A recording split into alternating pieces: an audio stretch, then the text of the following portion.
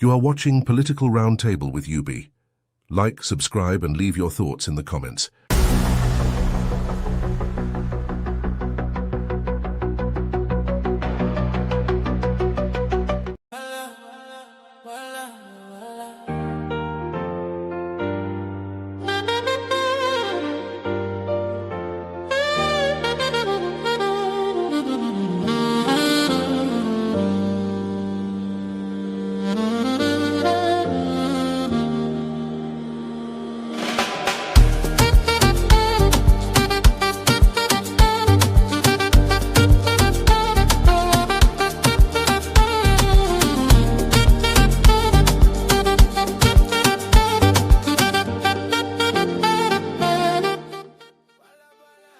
With what Peter Obi is doing. And it's from that perspective I want you to see. We introduced the Obidient Movement in 2022. We sold Peter Obi to Nigerians. It is also time we are selling the Obidient that started the game.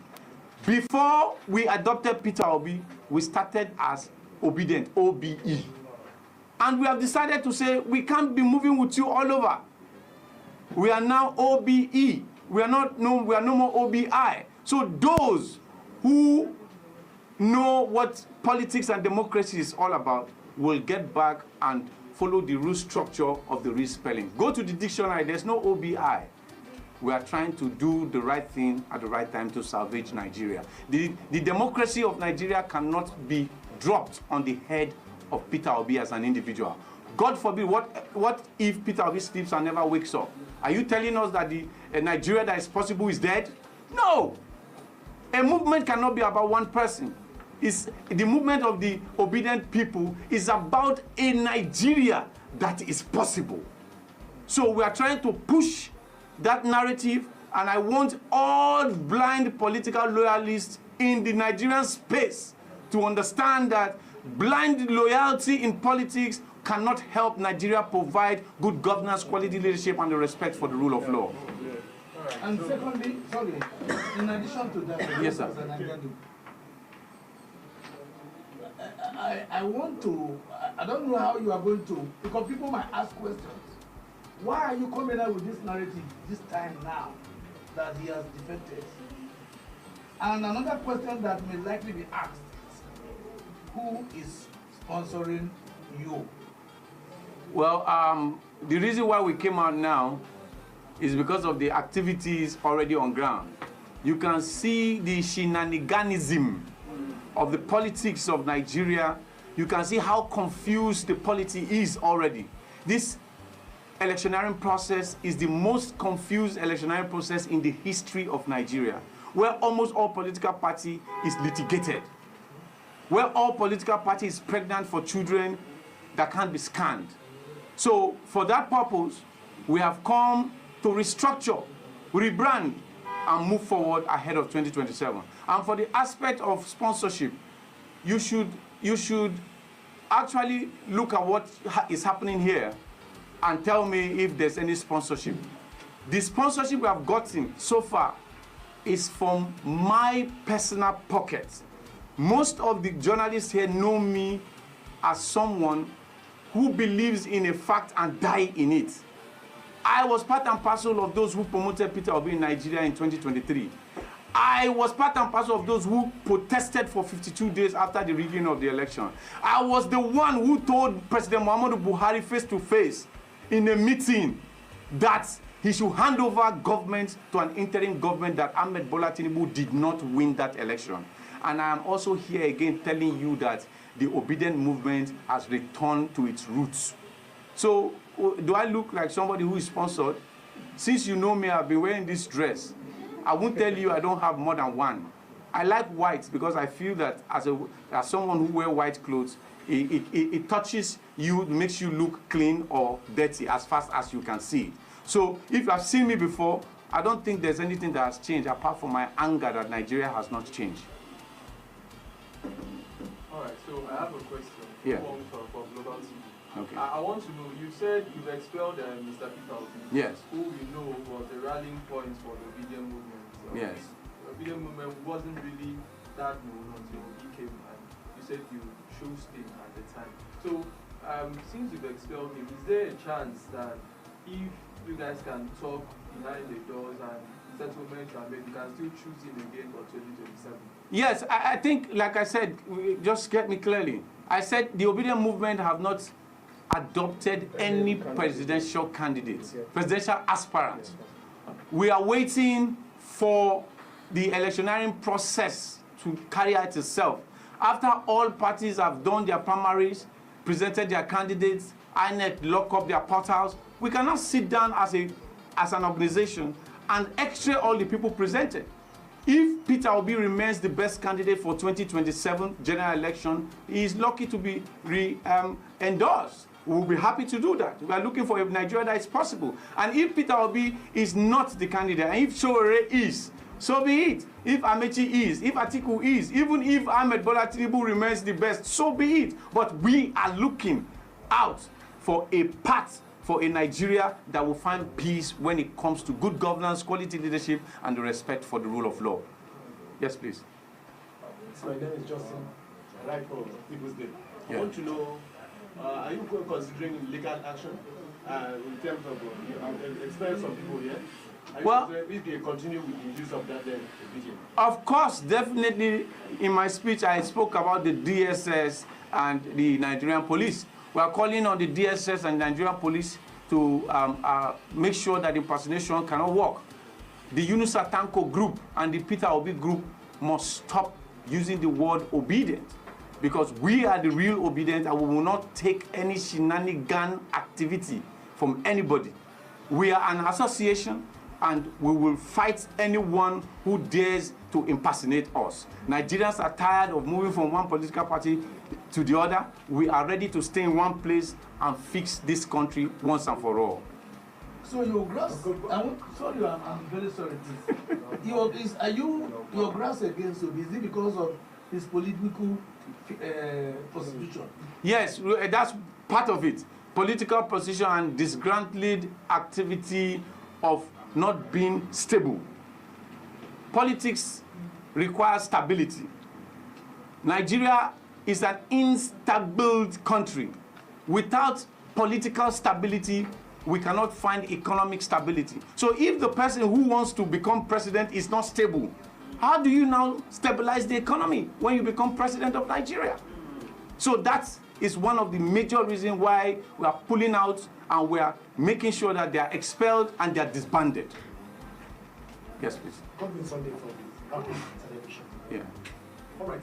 So you've been able to expel Tanko, who has not been able to come out lately to campaign and contest for political offices. You've also expelled Obi. Aisha is also the Aisha Yusuf is also part of this, supposed to be part of this list. Yes. She was not expelled. Other Obidient Movement members across the board were not expelled. You only picked two of these persons. I'm curious at this point as a journalist. Yes. Do you have a personal beef with Obi? Well, we don't have a personal beef with Obi. That's why I told you, if Obi ends up becoming the special candidate for the year above others, we'll adopt him too and endorse him. But right now, the reason why we are expelling Peter Obi and Yunusa Tanko is because they are the two culprits in this game. Obi, listen, Aisha Yusuf is not an obedient. Aisha Yusuf is not an obedient member. She has resigned from being obedient member, and she is not even an executive of the obedient. I'm telling you, if you check the story, if you check the script, we said all other appointees. Remember, the Obidient Movement was captured by Peter Obi, was hijacked by Peter Obi, and brought someone who has questionable characters to lead the movement. And we say no. This matter has been on ground since the day Yunusa Tanko was appointed. But because of how everything is, we're trying to follow up to see how we can settle the issue. So by now, just imagine that Obidient Movement went well. By now, we could have finished the issues of 2027 and we'll be waiting to be voted. We have the votes already. All we need is to preach for the protection of the votes. And the votes is not about Peter Obi, it's about Nigeria that must work. All right. Just a follow-up question. Yes. Well, right now, based on the fact that Obi has moved to another political party, it's also believed that this party joined the Obidient Movement will likely tilt his sword around there. But then, you say that Obi has been expelled and they have to have a talk before you can even want to reabsorb him back. Yes. At this point, Nigerians would want to ask, is the Obidient Movement right now trying to divide the vote of Nigerians, or is the Obidient Movement pro to? Well, for now, the Obidient Movement is not happy with what Nigeria looks like, meaning that we are not happy with the governance style of Ahmed Bola Tinubu as president of Nigeria. We were one time against his election or endorsement by the Supreme Court. But because we are law-abiding members of the citizens of Nigeria, when a Supreme Court gives an order, who are you to go against it? We have left the issue of fighting whether Ahmed Bola Tinubu is president of Nigeria or not. That has gone. That is a past tense. We are looking at a 2027 general elections where Nigerians will have the reason to come out to vote. And we are trying to educate Nigerians. A struggle, politics is defined in political science as a struggle. And struggle about what? Power. Power about what? Development. Development about what? The people and the state. And you see struggle comes, freedom comes by struggle. So we are taking Nigeria on a spree of the movement for freedom. So we are calling on all Nigerians to understand that it is time for us to sit and stand strong in this vision. If we have issues with Peter Obi and he does not like what happened, he can find us and talk about it instead of running away from the issues of political party problems and all that. Because Nigeria is a cumbersome place. If Peter Obi cannot manage a political party where there's just fracas, what will he do in the issue of Nigerian police, in the issue of what's it called, state police? What will he do in the issue of insecurity? What will he do in the issue of the Masob and Biafra thing happening in his domain? Nigeria is a cumbersome country. You cannot be running away from problems.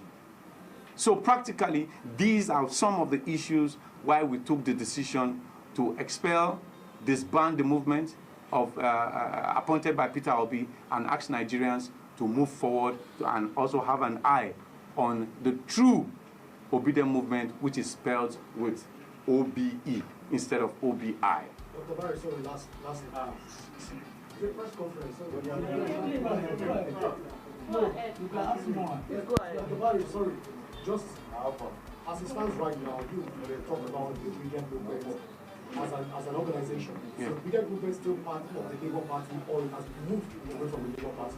For now, the Obidient Movement is not a political party. The Obidient Movement remains a political movement of the that belongs to the Nigerian people. You and I, we are the obedient people. Anybody who is obedient to the rule of law in Nigeria, anybody who does the right thing at the right time according to the Constitution of Nigeria is obedient. Anybody who wants good governance for Nigeria is an obedient. So the obedient that is insulting people on Twitter, online, insulting candidates, insulting Yoruba people, insulting Hausa people, insulting Igbo people, they are not obedient. Those are terrorists. They are not obedient, because if you are obedient, you will not insult anybody because of politics. Politics is something that has something to do with personal life.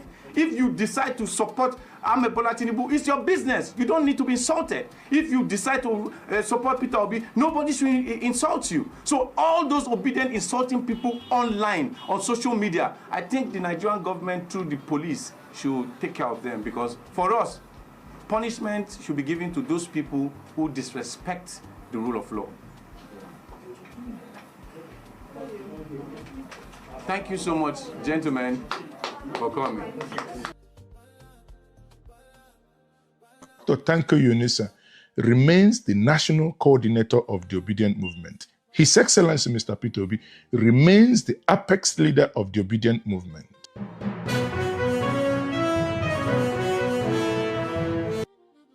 Furthermore, in line with our commitment to accountability, transparency, and operational and organizational integrity, we hereby declare that all individuals who assume leadership positions or acted on behalf of the movement without the consent of its original founders are no more recognized in any capacity. In this regard, the movement formally withdraws recognition and membership status from the following individuals. 1.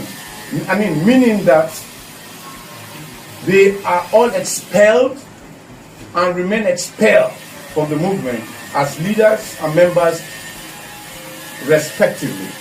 And number one on the list is the former Labour Party presidential candidate, Mr. Peter Obi, and Alhaji Yunusa Tanko, who is holding sway right now.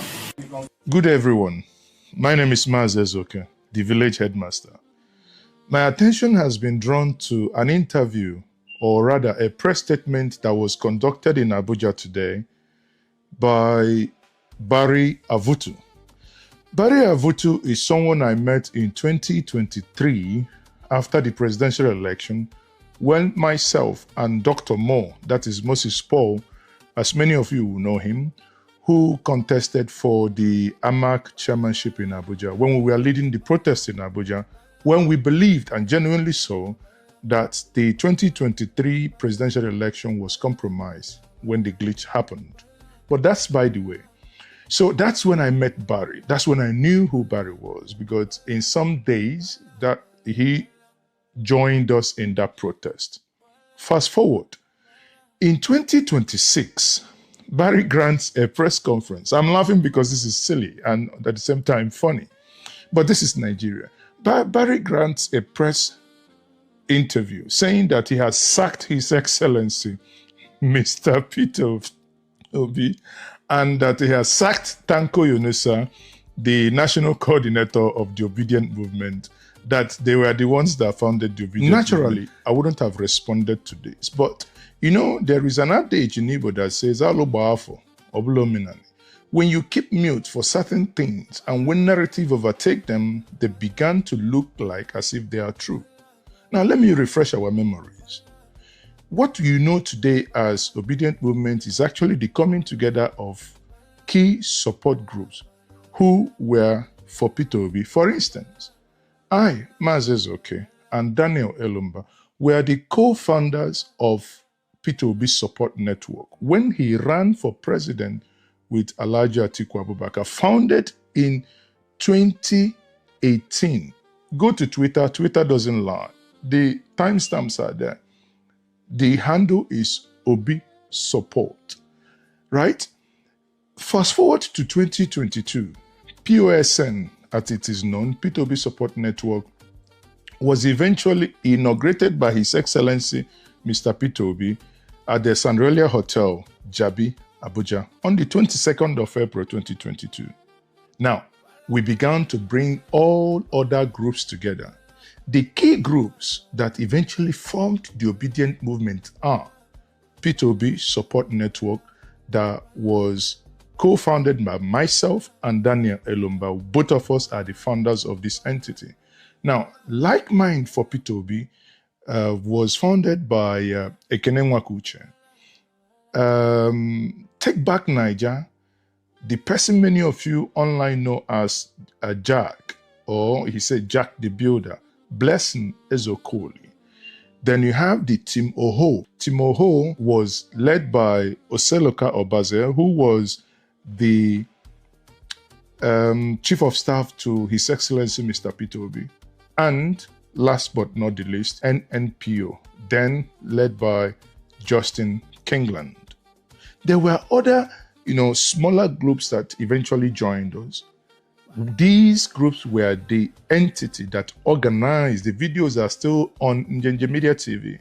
These groups were the ones that organized the first Million Man March when nobody believed that this thing were possible. These groups were the people pushing the narrative when we were accused that we were 2 people or 4 people tweeting in a room. Fast forward.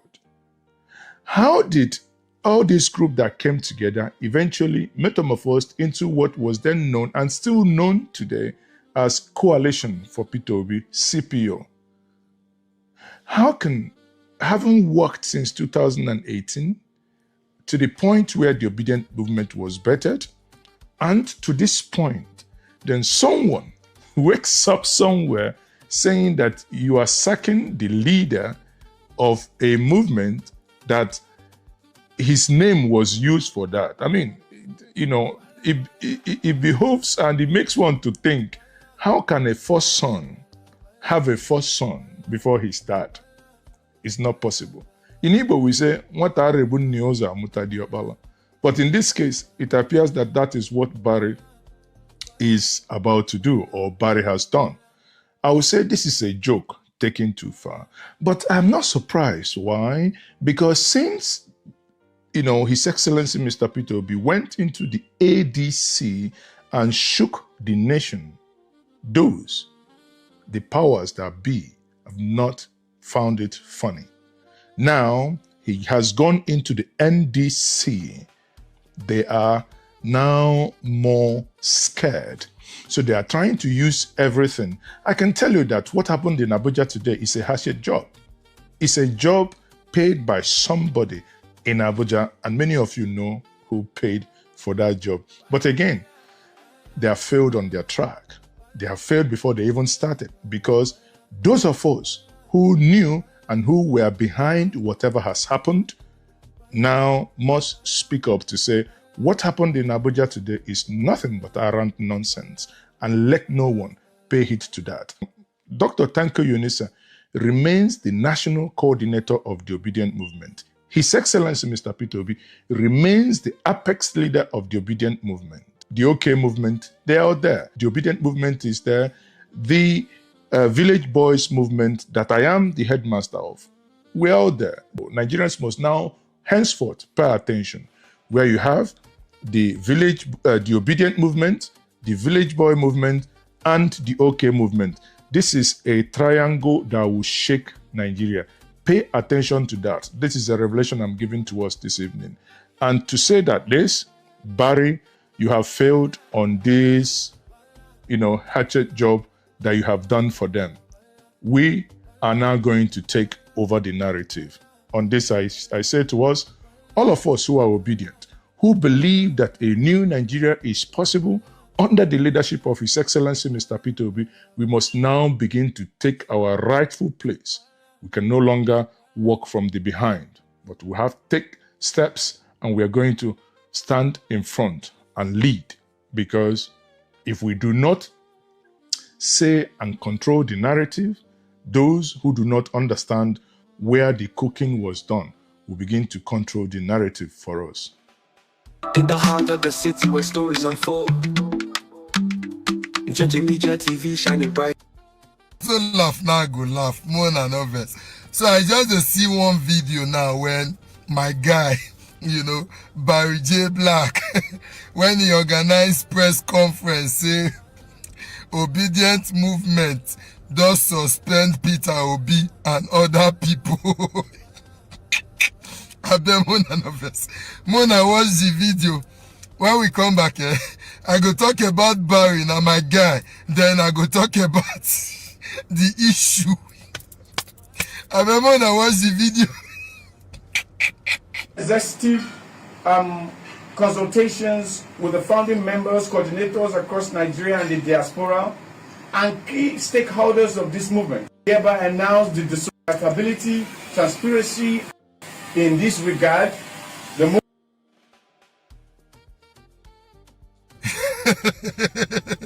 Nigerians, this video that I am doing right now, and I so laugh now, go laugh more than others. So I just see one video now when my guy, Barry J. Black, when he organized press conference, say Obidient Movement does suspend Peter Obi and other people. I bet Mona watch the video. When we come back here, I go talk about Barry, now my guy. Then I go talk about the issue. I bet Mona watch the video. Executive consultations will be made outside and remain ideas of this movement. Suspend Peter Obi.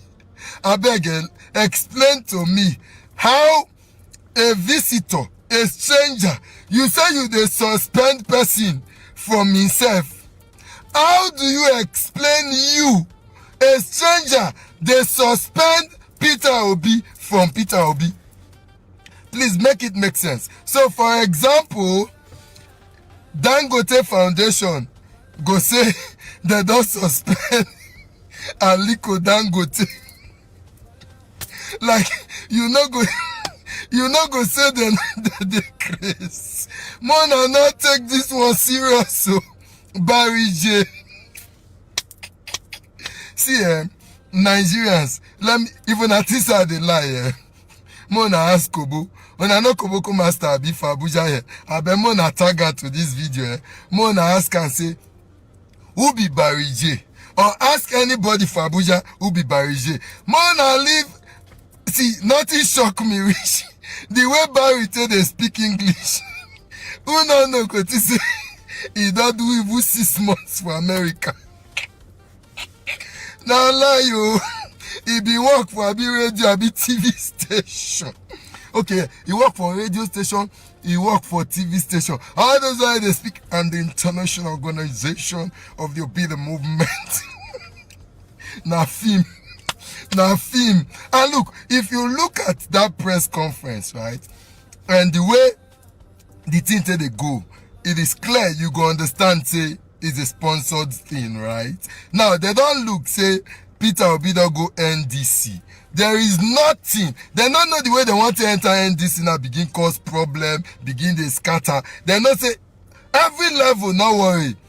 Peter Obi and Kwankwa so tight, oh, go and wear for NDC. And because of say they not they see anything where they want to destabilize the NDC, they don't go past Barry now. Say make he call do press conference. I know I'm for Barry to do press conference, not the hard though. Now only Barry they organize beauty pageants. He go use 1 week, take planner, 1 week, take find the guests, 1 week, take get venue. He not send whether the event fail. Once he get one person when he won't collect what. Man, I not take Barry J serious. Not be joke. You see this laugh when I they laugh. Anybody when no Barry for Abuja here. As I they talk so, now so laugh they go they laugh. Nigerians, home and abroad. Oh God have mercy. I beg see, ask Koboko Master. See, our focus. No worry. Nobody. They go try. They shock now. They not believe say that minutes Peter Obi go mia. As he mia enter in this year. You say Peter in less than Obi 24 mia. hours. Everywhere pokey. He dey shake. They go carry Barry come do press conference. Barry, you know how far you be my guy, no worry. I deal with you. I understand. You understand? Me and you know. It's just that I not fit do it you they do. So from beginning you know me. Nigerians, peace and love. Oh my God. Oh my God. Welcome everybody. First of all, let me know if you can hear me, guys. Please drop a 1 if you can hear me. Drop a 1, drop a 1, drop a 1. All right.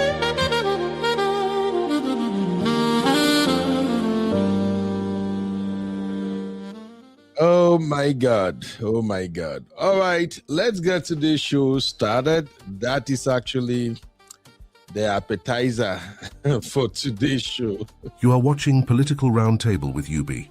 Like, subscribe, and leave your thoughts in the comments.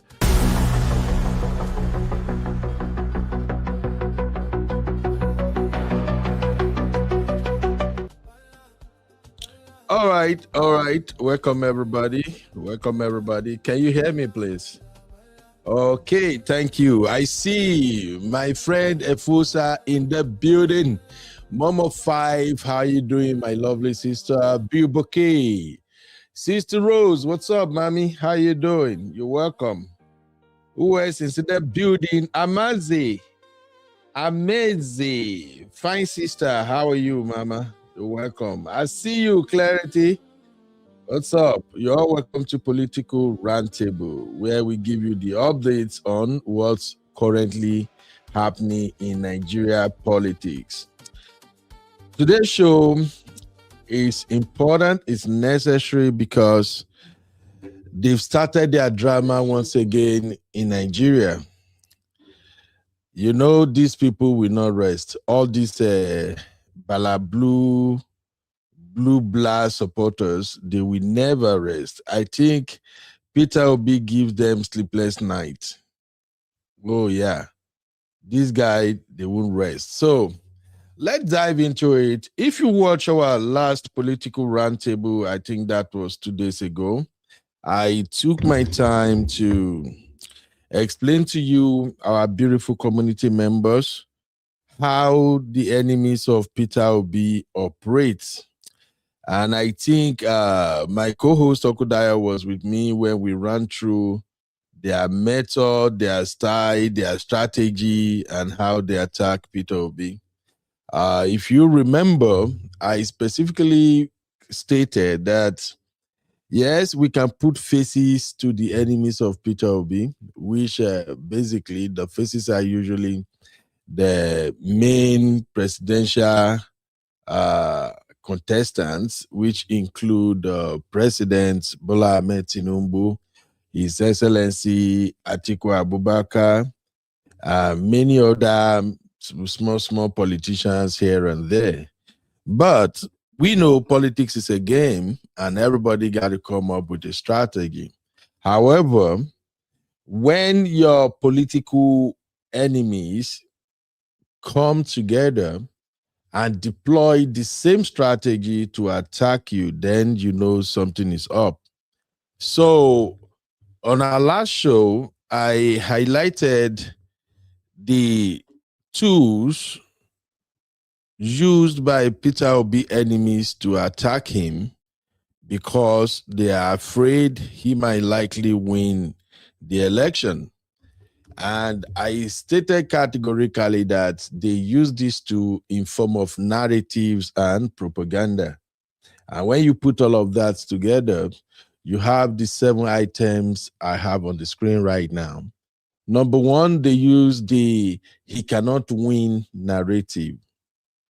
2, they also use the "no structure" propaganda. Peter Obi has no structure. He has no structure. Where is the structure? No structure. And we were sick and tired of hearing that same narrative over and over again.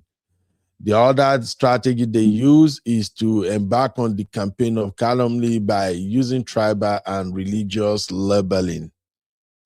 Oh, Peter Obi is a Catholic. He doesn't like anybody. Oh, Peter Obi is an Igbo man. You know Igbo man now. Igbo man is going to betray everybody. Hey, Peter Obi, we bring Biafra. He's going to start Biafra if he gets enough. It's all those bullshit. They got it going on as a form of attack to the person of His Excellency Peter Obi.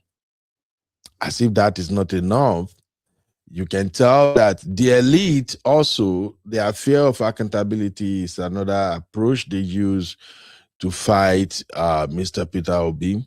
And how do they do that? Whenever Nigerian masses demand accountability, they find something to talk about. They go to the media to push a narrative that's going to put Mr. Peter Obi in the mix, because they know as soon as Peter Obi is the subject of discussion, oh, definitely everybody will forget about the accountability they demanded from the politicians. And one of the big strategy they used against Peter Obi is media framing and selective outrage. I explained all of that in case if you missed our last show. And I also emphasized the fact that there are some supporters who help the propaganda. And that is one of the biggest problems I see coming on now. Those supporters who are help pushing the propaganda. And finally, the expectation of perfection. So when you listen to the video that I started with, you can see that all of these items I have on the screen have been used against the person of Mr. Peter Obi one way or the other. Now, this guy, I don't even know what to call this guy, man. This one that I just spoken now that said they are the obedient. Please, let's pay attention to how to pronounce their name. They are obedient. Obedient. not obedient. Now, this guy came out now and claimed that he is the chairman, managing director, president of the Obidient Movement, and that him and his stupid people on that table have fired His Excellency Mr. Peter Obi. Nigeria, Nigeria is looking like Fuji House of Commotion.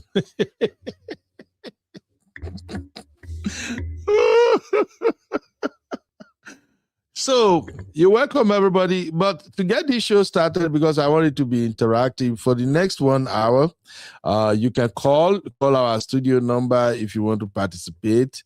In case if you can't come in through StreamYard, if you are available to enter the studio with me using StreamYard, here is the link. Click on the link on the screen so you can drop your 2 cents. This is an interactive session. I just want to hear your thoughts on this. What do I call this one now? Nigeria politics is so interesting, man. All right, don't waste time. Come in. Let us have this conversation. What are your thoughts, my people? What are your thoughts? These people have started again. Now, to make it make sense, my brothers and sisters, what this MF just did, the one that say he aspired His Excellency Obi, what he did is no other way. How can I even, what category does this one belong now? Yes, it's part of media framing, and of course, is one of those supporters who are helping the propaganda. All right, let's dive into this conversation. Uncle Dayo is in the building. Uncle Patrick is also here. Let me quickly take Uncle Patrick in case if Uncle Patrick is at work. Uncle Patrick, good morning, sir. How are you doing? Hey, Uncle Beno. Yes, Uncle sir. Dayo. Good morning, sir. I'm even driving. I'm on my way to Indiana. I'm in Indiana now. Your girl, I want to go and get your girl from school. I know. Yeah. Safe Uncle journey, Ben, sir. Yes, sir. politics for Nigeria this time go tough for. I tell you. I'm here for you as your consultant anyway. I just want to let you know. Okay. Okay, sir. No problem. That's what I'm seeing now. but that don't pass Gary. I don't see say Tinubu don't put. I'm sorry, there's a make nobody talk for Lagos State. I hope Uncle Dayo is hearing me. The way things is being run in Nigeria now, I don't get it. Uncle Patrick, you know the way Tinubu rolls now. Get away. We want, I'm sorry, he's the chosen one. I don't know. I don't know. I know I must have gone off. No, we can hear you. We can hear you. So it's going to be very tough. I heard of the guy that was talking about Obidient taking E away and putting, taking I away and putting E. Obidient, still Obidient, let's just call him Obidient. So it's going to be very tough. Let's wait right there. Like Oyekun said, follow no road. Yes. But like I said, I sit down, look at day. So Uncle Ben, I sit down, look at day. I beg. All right. Thank you for having me. Thank you, Uncle Patrick. Have a safe journey, sir. Thank you. All right. Uncle Dayo in the building. Uncle Dayo, how are you doing today? I'm fine, Uncle Beno. Good evening, good afternoon, good morning, depending on where you're listening from. It's nice to be here once again. I actually wanted to say something about what Uncle Patrick just said about this AMSA of a thing that has been imposed on Lagos State. It's not a surprise thing now. If you know the way the president rules, is by appointment. Anybody that he has sanctioned will be the one that will go. So nobody can even question it. Nobody can. That's why they call it Baba Sokwe. So it is whatever he says. So it's not debatable. So it has always been a government of dictatorship. That's what it does within his party anyway, allegedly. Having said that, once again we are welcome to this wonderful show. And it's good to be here. Thank you for having me, sir. Thank you, sir. Hey, Abby, how you doing, mama? Abby! All right, so Uncle Dio, let's start by examining what's going on with this guy that said he's now the one in charge of the obedience movement, in charge of the obedience movement, and that he's firing Peter Obi. That guy is a comedian, a serious comedian. They call him Barry. They call him Barry. Actually, everybody that knows him, at least I've seen a couple of videos of people that knows him, and they call him a comedian because they know him right from the day that he started the movement and everything he has been doing so far. There was even a guy that came out to say that he used to be a media personnel that he has worked in the radio station, he has worked in the TV station at some point in his life. So, but him not coming out to comment, in fact, it doesn't even make sense. It doesn't even make sense. What he's saying doesn't even make sense. A movement that belongs to somebody, you are coming to say that you are removing the person who owns the movement. Is it even possible? But do you know why I was laughing at him, sir? Obedient all over the world, they see him as a clown. Because no single one, nobody take him serious. Yeah. Who even knows him? Who knows him? Nobody knows him. But everybody clamor for recognition. So he came on here, gathered press, and was talking rubbish. To me, he was just looking for clout. But people can see through him already because they know that this one does not even have anything to say. He's just looking for clout. That's all. Absolutely. All right, guys, I'm checking my likes. I see I have just 7 likes and we have like almost 50 people watching. Please take 3 seconds, exit the chat, hit the like, and come back to the chat. All right, let's do that. Let's do that. All the obedience in the building. Let's give this video a like. Let's give it a like. You see, this is me and the Real Fam. This is we trying to play our own part in the 2027 general election in Nigeria. Although not all the Real Fam members are supporters of Peter Obi, but I know we have sizable number of people who are actually supporters of Peter Obi. However, for those who follow our platform because of Political Roundtable, please don't be a stranger. Hit the like. Help us get the likes to 20 real quick. Like I said, this is going to be a very fast show. If you want to be part of the show, use the link to enter the studio, or you can call the studio number directly. You can call if you are in Nigeria or any other part of the world. Let us hear your take on this new development. Now, Peter, Uncle Dio, would you agree with me that this guy, this Barry, was actually sponsored? Exactly my thoughts, Uncle Ben. Exactly my thoughts. Because when he came on, this is somebody that doesn't even have money to organize. He used to organize shows, but it takes his time. He has to look for money to be able to do it. How can he just call all of a sudden, call up a press conference and was delivering speeches and all? Of course, it is the it is the hand of Esau and the voice of Jacob. So that's what we are saying here now. It's very, very obvious. If we want to speculate for a minute, if we are going to speculate for a minute, who do you think might be behind this guy? Do you think it could be the APC or it could rather be ADC? Hello, Uncle Dio. I'm saying that it is the APC. It is the APC because the thing is this.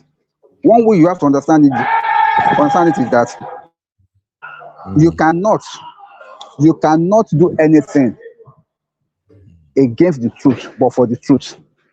The moment Obi left ADC, they saw that all their game plan towards destroying ADC is not going to give the result because ADC is not really their target. It is Obi that was their target. Now Obi has left now, so the only thing that they cannot do is to try to infiltrate anybody that they can among his people or among his loyalists.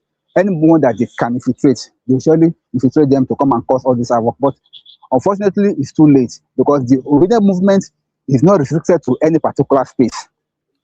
I never even know that there is a body called Obedient, not Obedient. I never know that there's a body called that until today when I saw the news online. Are you getting me, sir? So I am an obedient from the time that the whole movement started. Until date, nobody has ever called me for any registration or maybe any membership whatsoever or to become anything like kind of a former whatever, because it is a free will something. People love Peter Obi for what he stands for and for who he is. They don't necessarily have to be member of any group to be able to follow or to be able to support Peter Obi. So whatever the man, this bad guy is doing, to me, he just playing to the gallery. He does not stop anybody. And people that are sponsoring him also thinking that, oh, they can use him to kind of influence or maybe to get their ways. They are just wasting their money. You can't work like that. You can't work like that. Absolutely. I'm thinking that right now, the strategy they are employing or deploying against Mr. Peter Obi ambition has somehow shifted. I mean, the immediate strategy, you know, Peter Obi is a very smart man. And like I said in our political roundtable, if you want to deal with somebody like President Tinubu, don't let him see you coming. I'm glad today that all my predictions about what kind of President Tinubu is going to run came to pass. If I don't know if anybody remember, immediately after the election and Tinubu was in and all of that, we had an episode of Political Roundtable, and I said, I grew up I've seen how this man move. I stated it categorically then that his approach is to hijack everything. He will take over every damn thing. And the worst part is, even people that you thought can never ever be in his camp, they will start singing his praises. And that is the power of money. So, yes, so that power of money. I also said it back then that what Nigeria is going to get if President Tinubu started his administration in Abuja is that the way they said he built Lagos, he's going to build Nigeria, and nobody will like it when he builds Nigeria the way he wants to build Nigeria. You can see right now that in the history of Nigeria, you have 31 state governors out of 36 kissing the ring in Aso Rock. Even when I was saying it then, it sounds like, I bet, what are you saying now? Look, I'm very good at paying attention to people, patterns, trends, how they move, how they do things. I am so good at taking note. I said it then that even the people you thought are sworn enemies of the president, they will end up working for the president. Do you know how many Igbo people where they sing on your mandate, which I stand now? I'm not talking about the Igbo people generally. I'm talking about the political elite in Igbo. How many of them? Do you even hear their voice anymore? Before, you cannot close the mouth of an Igbo man in Nigeria, especially the elite. They will talk. I remember the days of the Ohanezes. You can't. But guess what happened now? Suddenly, we don't even hear Igbo voice again. The only people talking now are the youths. The youths and the women. They are the one who is opposing the administration. The ones at the top, all of them are in Abuja now. Saying, "Oh, your mandate, we shall start." And those are some of the things I admire about President Tinubu.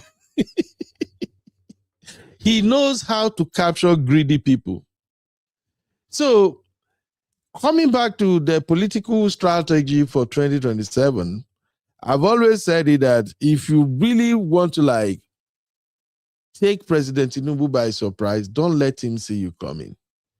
If he can sniff you, even from 100 miles away, that you have a strategy, he will attack you, not like negative attack. You know, he will just come up with his own game plan.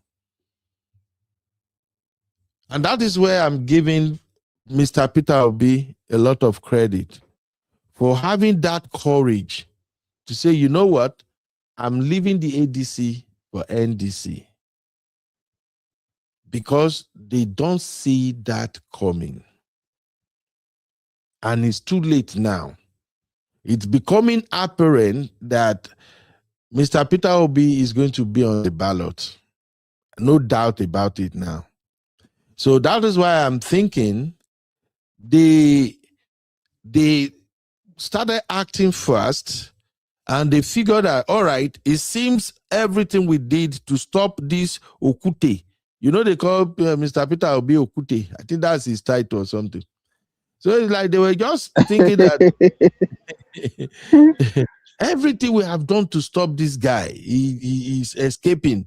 He always has a way of escaping. And this guy will just go away. What can we do? And then somebody in their camp said, you know what?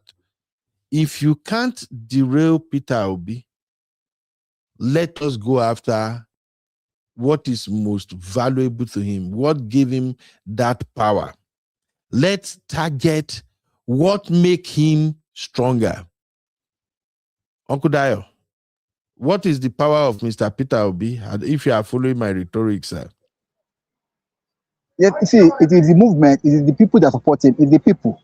The people is his power. The support that is catching every day. That's the power that he has. That is the power of Mr. Peter Obi. You nailed it 100%, Mr. Dio. So they just figure out, like, oh, what can we do? What can we do? You know what?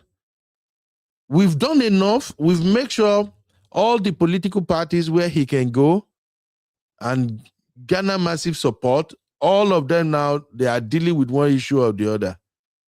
And this man is still not going to stop. You remember that when Peter Obi left ADC and crossed over to NDC, since then, there has been massive deflection. A lot of people are leaving the ADC. Like, it can't be like, say, ADC na latrine, na shalanga. People are jumping ADC ship now, like mad. And all of them are running straight to NDC. Even, Uncle I don't know if you noticed, did you observe that even the APC and their political machinery, they have stopped talking about ADC? Anybody observe? If you notice that Uncle Ben, I said it now. I said it is not. They are not after ADC. They are after Peter Obi. But they were only attacking ADC so that they can destabilize Peter Obi. Now that Peter Obi is out of it, they have nothing to do with ADC again. That's the truth. Honestly, that's what I observed. Because suddenly, before, if I turn on my TV, on my phone, anywhere, oh, ADC, they are the case in the court, you know, they move into the party, they snatch this one, they took control, ADC, ADC, ADC. And as soon as Peter Obi left the ADC like this, bam, they stopped talking about ADC. The narrative now suddenly became, why did he leave? Why did he leave? Why can't he fight? Why shouldn't he fight? He should have fought. Why is he afraid of primary? I don't know. See, I think Peter Obi, if I'm close to Peter Obi, I will tell her, no, run. God has blessed you. You are below. Just enjoy the rest of your life, because I don't think Nigerians really value what Peter Obi is offering us. I don't think Nigerians really appreciate how Peter Obi is carrying the shit out of the opposition right now. Well, if I'm close to Peter Obi, no stress yourself. Just go and chill. It's crazy. Oh, I see. One is here. Hey. Uncle Ola, how are you doing today, sir? I'm good, thank you. Good morning, and all this obedient and this over hyping, over sitting, over selling, over enthroning Obi, and it's I can't stop laughing though, because I know people will not have known the way they overstated and overpriced, overexalted Buhari until he showed people shaggy. And from that aspect, I see that people are still on learning. You understand? So this will be that everybody just the praise. This guy is just an opportunist who is there just to fulfill his own. We love him like that, sir. We No, love him like that. Yeah, you say you love him like that. Let me tell you something. There's a difference between loving something and there's a difference between something becoming good, because there are a group of people. Okay, now, a person like me, in my own lifetime, I experienced Buhari 2 times. In 1983, okay, that one was even 31st of December. Let's say between 1984 and 1985, the way Buhari arrival destroy the middle class of that country in the name of I'm honest and fighting corruption. You see, someone that's brandish, let us say, that is showing some kind of austerity, the austerity measure and all those stuff, without that creativity of looking at your increasing population. Such kind of thing is, I don't see such people as leader, because you are only conservative within the resources available, but you are not even looking at how to expand and max that resources. How do I mean? For example, people are saying, "Oh, he saved money." Okay, you were basically saving allocation coming from the federal government, for goodness sake. What else did you do other than that? And you want me to believe that kind of person? It's just like a company that is not expanding. You say, okay, these resources of that company, I'm going to bank it. Then how are you going to get job for those people that are being given back to, that are coming, because the population is increasing, and it's even at higher number than how people they pay in the country. So how do you take care of all those? So if people are seeing savings money that is coming, that will be himself, he just getting from the federal allocation as achievement, I don't see how we are moving. Now, you are now comparing to the like of Tinubu, that from out of nowhere, you understand, you created Lamata, you understand, out of nowhere, you brought Loma, out of nowhere, you solved the problem of overflowing of the Babish Bank and created the business around that place. A lot of initiative that this guy brought, that you expanded the revenue. See, if there's any governor that performed that, you understand, that let Nigeria realize that you can BS the federal government, it was Tinubu. So when you look at people like that were just doing some kind of expansionary fiscal, and you are comparing to someone that is doing contractionary. So see, in a developing country, if you have the like of Obi for 50 years, Nigeria will be going into bankruptcy and be coming out of bankruptcy as it likes. But when you look those people that can expand, you are bringing the revenue from zero to trillions of dollars. You understand? So that means that you are taking care of the future generation. You are expanding your infrastructure. A lot of activities going on. That is way to measure. So see, let me tell you one thing. Nigeria over time will be bamboozled by this idea of I will fire corruption. I will save your money. I will not. You understand? Which money are you saving? Okay, you'll be fighting corruption, at least the one I can talk boldly. They'll be fighting corruption as far back as 1984. And the corruption has never been done with, has never been stopped up to now, because it's expanding. But you see someone that you say is corrupt, he has taken a city, a dying city. You understand? A dying city, and revive it. You understand? You created the red line. You find a way to bring a Lekki deep sea port to Lagos. You find a way down to be looking at a Putin airport, so that Lagos will be the major hub. You understand? For a major hub for any you know, for aviation in the entire Africa. That's a regional location. You understand? You look at the Atlantic, you are building that, you stop the flooding. You know how much federal government spend on that bad beach over time.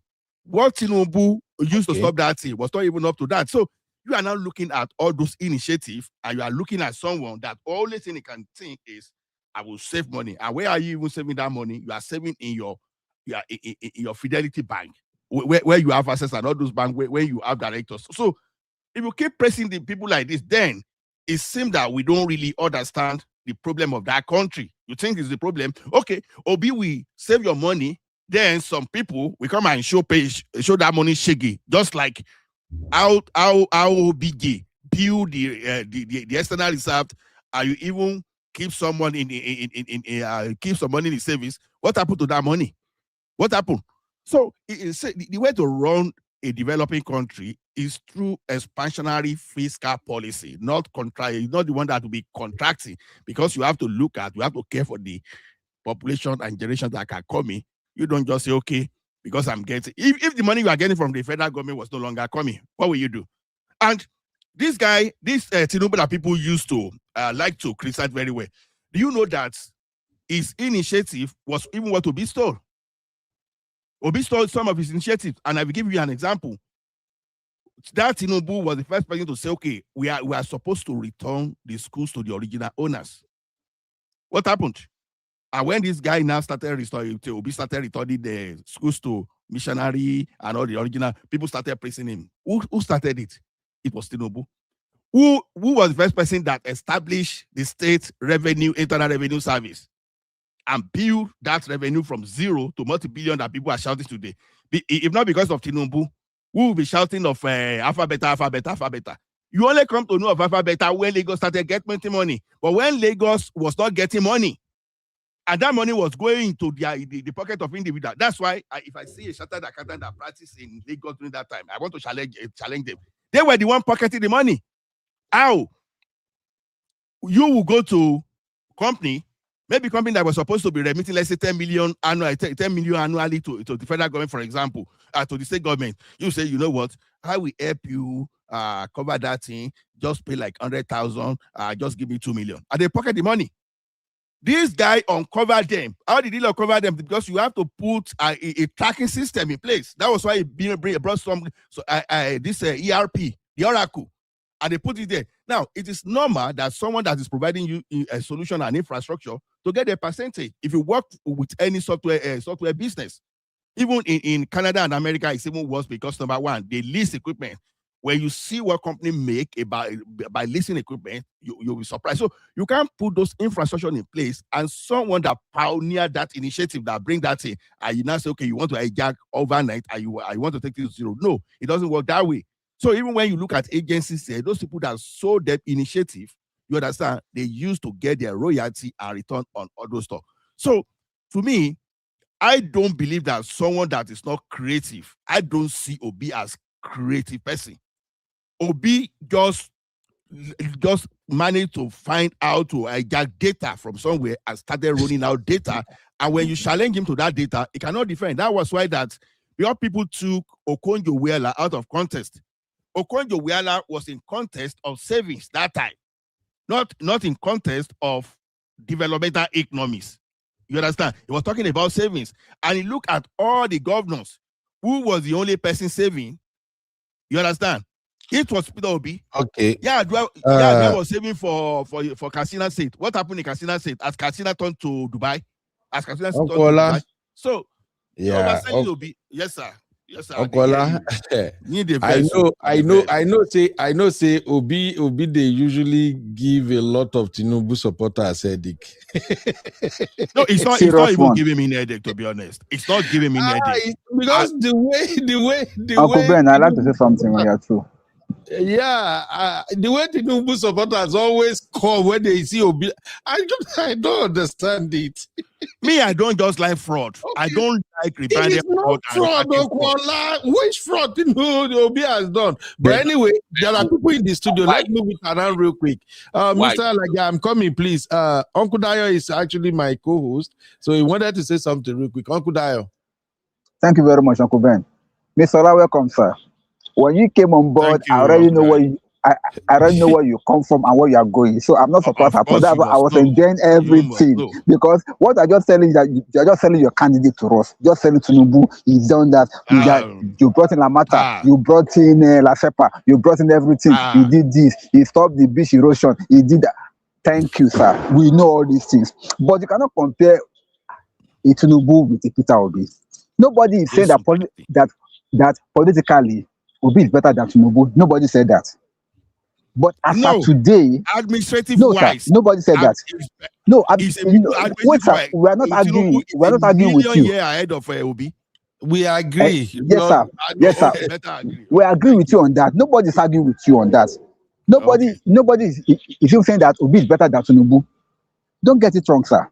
But when you are talking about running a country like Nigeria, which all of us will know that the problem that Nigeria has is nothing but corruption as number one, and number two, it is wastefulness, which has brought us to where we are now. As we are borrowing money, we are not even thinking of how to pay back those money. We are just borrowing. With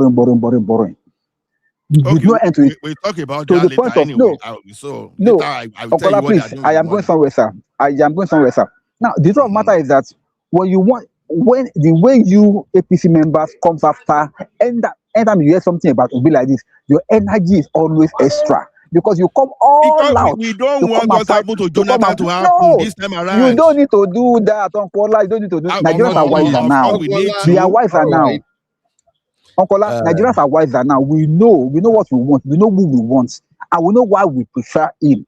No matter what you say, no matter the campaign of calumny that you people are raising up, we will always make up our choice. We know ourselves, we know our minds, and we know what we are going to do. So when we are talking, sir, please, nobody is coming after your Tinubu, but we are just telling you that as of today, the Obidient movement has started, and we are going to move forward. So whether I like it or yes, sir, we are not arguing with you over anything. We are not arguing anything with you guys. But let's meet at the post and let's see what happens, sir. Thank you. Thank you. Let me go to the other two people real quick, please. Just pardon me. I see Uncle Kidola is here, and Mr. Laja is here. Babati. Egbon, we come around the other day. You welcome again, bros. Yeah, good morning. Good morning. Yeah, good after morning. Mr. Laja, I'll go to Brakidola. Go ahead, sir. Babati. Good shirt, by the way. Good outfit, by the way. Oh, thank you, sir. Yeah. I saw they oppress us now. No minding. Egbon, like familiar. So, honestly, but let me leave the policy part for Ola and Papi to address. The other side of the coin that I have issue with Peter Obi is politics. And it's like, let me use the Bible reference, like for you Christians. It's like somebody that got this opportunity from God. Like they say God puts what's it called? Oro on your head, the anointing on your head, but does not know the power it carries to influence change or to change people.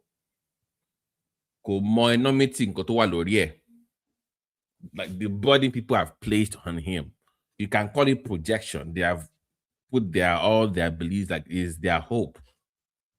But he does not truly understand the weight of what he has, the sacrifice he has to make for the youth. That is from the political side of things. So this constant movement, avoiding trouble, like I told you last time on your show, Ben, is the issue I have with him. The same thing he left ADC for, that he left Labour for, is going to happen in NDC very soon.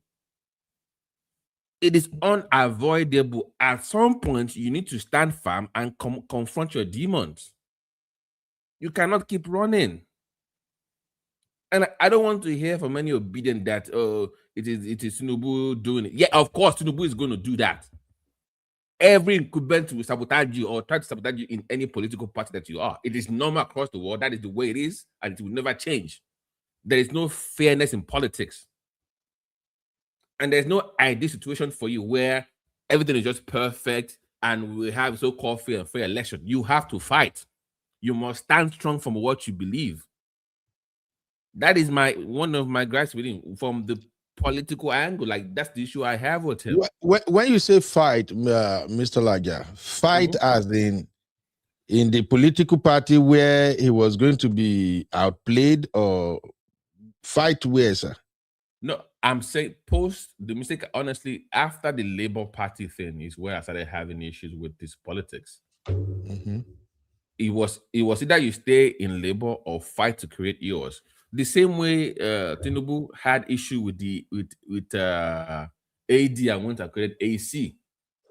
That, if you look at Tinubu's thing, I was like, okay, if you have issues with Labour Party, from yours at that time, you had the momentum. There is no way you join an ADC with Atiku in it and you think you can defeat him in the primaries, or they will give the ticket to you. That was dumb. That was unreasonable.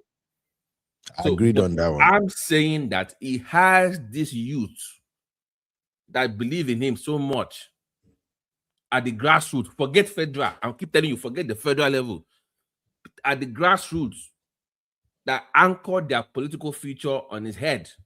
And they are watching him. And I hear them complaining in Telegram groups, in WhatsApp chats. They are complaining that it is inconsistent. They are losing faith. That's my issue. Don't lie. I'm not. No. No, Brakidola, please. Let's not do that. When it's your turn, you drop your take, sir. This is not your last boast, please. I believe on this platform, people are allowed to express themselves. Of course. And when they're done, like I told Beno the last time, if you remember, I said there are people in my own local government area in Nigeria that, although they were in the APC, they were low-key obedient. Do you remember, Beno, when I told you that? Yeah. Even though they were APC members, they were obedient. And they are youth. So they look up to him from that perspective. So when I come on online platform, like Ola will tell you, on most shows, I focus mostly on local politics. Yeah. I can discuss the federal thing with you guys, but my own concern should be that if you really want change in that country, it should be your state and local, because you have the numbers, and it's cheaper actually to overwhelm the system from that level. If Beno and is with that movement, you can win at least councillor from there. Then you build.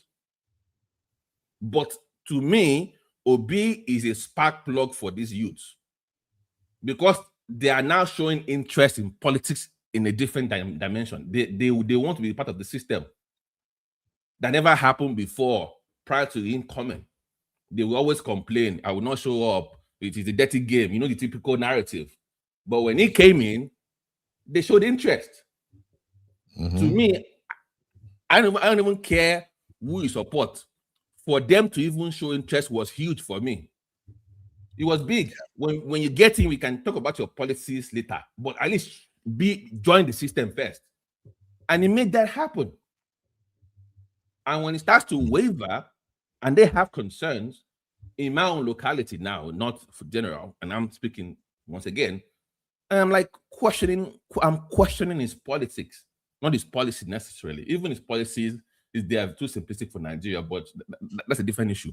But what I question about him is his politics. Thank you. All right. Thank you, Mr. Laja. I just have one question, Mr. Laja. Yes, sir. You know, politics is a dangerous game, right? Yes. All right. Do you know that MKO Abiola was going to adopt strategy similar to Peter Obi? I mean, a non-violent strategy similar to Peter Obi. You know, MKO was going to do that, right?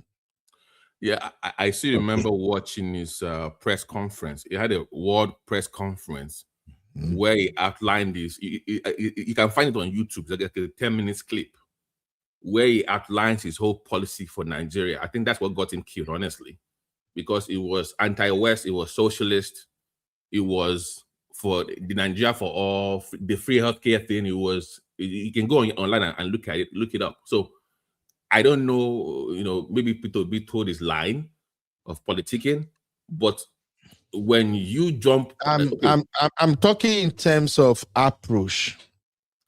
Yeah, no, but Peter Obi is in a very peculiar position because the love he has, that pull that he has from people, most politicians pay money to get that support. God bless you, sir. It just to me, it's not making full use of it at the grassroots levels. My point. He can't do much because Peter Obi is playing on the same field where you have monsters competing. And Peter Obi is a very, very compassionate man. I've seen people push all kind of narrative about how he's weak, how he doesn't stand, how he wasn't fighting. But here is what I know. If you have massive support from the grassroots, like Peter Obi has gotten, it is so easy for you to turn the entire nation into a war zone. That's why I said he shares similar attributes like Abiola. People loved Abiola. People supported Abiola massively. And when the June 12th things happened, Abiola was going to feel like, you know what? All right, let's play cool. There's no need to lose life or anything. But people kept pushing. No, do this, do that, do that. And then what did he do? He went online, declared himself the president. And that led to his demise, one way or the other. Uncle Ola know about this. So let me just round up by saying this. The level of sacrifice that Peter Obi might need to do might be him sacrifices his own presidential bid to create an avenue for the younger ones to take over. So it might not even be the person to take you into the promised land, but it will lead you to it. Let me leave it at that. Thank you. All right, thank you, Mr. Laja. Brakidola, I'm coming to you. Please, Brakidola, we are trying to not trade insult or anything. We just want people to give their own opinion. I know we are all passionate about what's going on in Nigeria, but unless it's part of the Egba community Telegram group or WhatsApp group. So if you're not part of my community WhatsApp group, how would you know what I'm talking about? So please, let's be measured in our utterances. This is not a civil platform, please. We just want Nigeria to be a better place, and we are all concerned about Nigeria. But Brakidola, let's talk about this obedient. Obedient. I mean, how I go call this madman now? You see, right, my brother, God bless you a lot. Sorry to the other brother. You see, sometimes we Nigerians, we will see something else, we'll see something else. Nigeria is the only country we have. Most countries are now rejecting us. You know why? Because they cannot imagine there are people in Nigeria but cannot actually fight for their country. You see, we accept things and try to make things very beautiful while we know it's choking us. I hear the other brother talking about Lagos. He faced Lagos. Lagos is a cage by taxing people continuously, by a bunch of criminals on the street. You still be tax them, but nothing actually these people are actually receiving. So the roads are bad. Yeah, you need to do that anyway to survive because of Obasanjo, all these things. Then from there, it actually never actually stopped. Investors are coming to Lagos because Lagos is a seaport area. Let Lagos be like any other state. Who will be there? Nothing really. So people in Lagos are just in the zoo. Just continue to be bombarded with tasks, but the tasks you don't see in it. Somebody bring initiative, they have to get percentage. How? But no, you live in America. With anybody, because he brought initiative, a politician, they have to back start getting initiative, start getting percentage. How? How would you do that? That's economical sabotage, according to Major General Dogoyaro. Some of these guys I'm seeing talking, I think they're pretty young. You know, I know when Obasanjo handed over to Shagari, 1979. By 82, Nigeria was finished. Similar system you see now. Only that these people now, they are very trickish in a way. They don't even care about the country. Just borrow. We have oil. Borrow. We even said the oil. By carrying this money, one person will just pick it and swallow it to himself. You know, when Obasanjo came to power, that's why this guy came into power even. Obuari and the school. They couldn't pay salary. Now they there was a little bit different. There was in Nigeria always have private was only have businesses by being established by individuals. You know, we are pretty press. We have all kind of we have local construction company that even challenge Niger and all that. Most Nigerian roads were done by the indigenous. Only that they know how to do it far more better. These people were very protected at that time. They love Nigeria. You know, even the corruption, even at that time, that bankrupt Nigeria, this was far more higher. You know, you talk about one of the Joseph Wires. You know, all these guys that were printing money under their bed. You know, pretending, flying to London. You know, pretending everything. Even that guy, Umaru Diko, that picked money and run to London at that time, they even want to, embezzle Nigerian money. You know, Nigeria always be a center of heavy corruption. If you give these civilians the chance, they will just like what you're seeing now. You know, but we're all running to different places. For Nigeria to fight for their country to be better, they prefer to call somebody abroad. Oh, bros, chairman. You know, the insecurity in Nigeria. Any of these guys, can they go back home? And so this is night now. No security, no police, no other that will be guarding them. Let them sleep in that house. It will feel secure. You know, apart from Lagos, that's a little bit because it's like nobody really, but it's still very dangerous. You know, the youth have no future. You know, no future at all. We just know that is doing this. Nothing is doing nothing. My brother, go to Brazil. But Brazil is almost like the population of Nigeria. We don't have court system. Everything looks like jungle territory. You know, but we like to praise people. If you really love your country, what will you gain? Just carry the whole money. But why the country become not like country? Like everybody's chasing us now. And they speak like layman though. Everybody even Ghana they chase us. Now, Brakidola, those are the problems that are confronting us, and we are looking for solutions. Now, 3 people are offering that they can actually give us the solution we seek. President Tinubu, His Excellency Atiku Abubakar, and of course, Mr. Peter Obi. Now, it seems Atiku is even out of the contest as far as I can tell right now, because I don't really see that grassroots support for Atiku. And that is why me as an obedient, I usually focus on Peter Obi. So, Brakidola, Peter Obi moved from Labour Party to ADC, from ADC to NDC.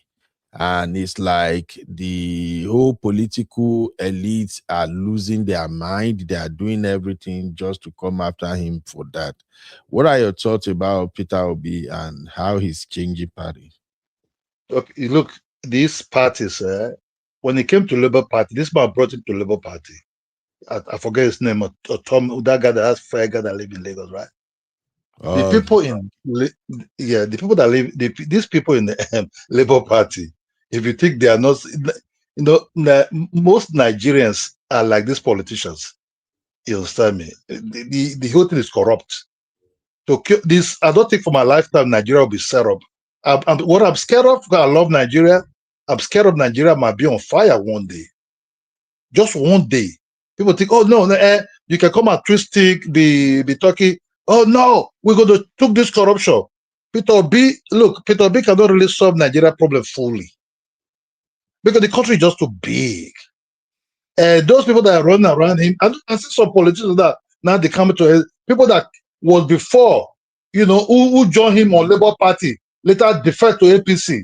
Have you ever seen such a thing before? People came in, people trust them. Oh, this is different people, different cats. They put, without them spending money, they elect them in some states. But when they get there, a man from out there will say, oh, I didn't know my president is so talented like this. Oh, my president is so... It was President Tinubu, just because they will share money in that time. That's not actually the direction we are going. Yeah, no solution, my brother. No solution. Peter Obi, look, if for Peter Obi to set up Nigeria, they have to set up a panel. Not this, leave this EFCC. Most of all of them will be touched because of what they involve themselves with. How corrupted most of them are there. You have to set up a panel like what Obasanjo did when they came to power. All this kind of panel. This panel in Nigeria will be independent, full of foreigners and some well-meaning lecturers. Not these corrupt ones, so all these lawyers. No. Okay. Brakidola, no verse say I have to stop you because of no. You don't need to. My man, what did they talk about? My mother. We don't hear. You see, we don't want to hear the truth, but the truth will choke us one day, and everybody go down.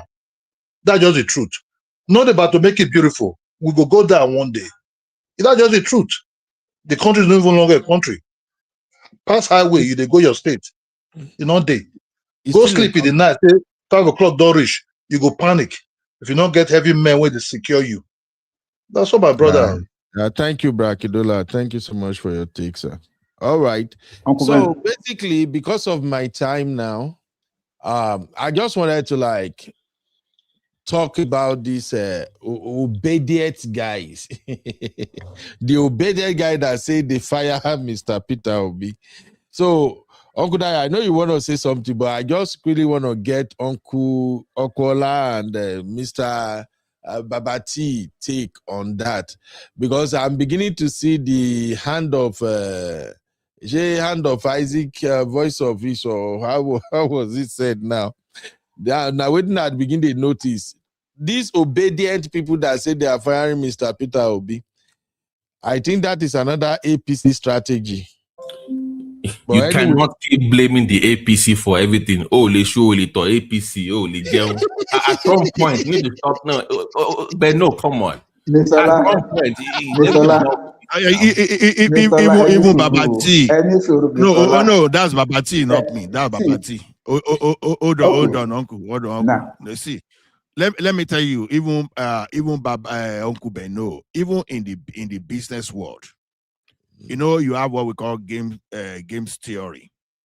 When your competitor will be studying your dominant strategy or those things. So even though you say you have all this anti-competition and all those, what do you call it, in that your American self? You understand? So Shama Act, be whatever you call it. Now the thing is this: your competitor does not want you to survive. That is why it will keep increasing its share in the market. It will keep bringing different strategy, take your staff, do a lot of things for him to survive. So it is not the business of your competitors to make you survive. It is the business of the regulator. Okay? So the question is this: when you look, when you see everything happening and it is all about Tinubu, I don't get it. I don't get why people keep saying Tinubu. So what was it that is making people to rush to Tinubu, that they are deserting Peter Obi or whichever party you want to talk about? Because of corruption.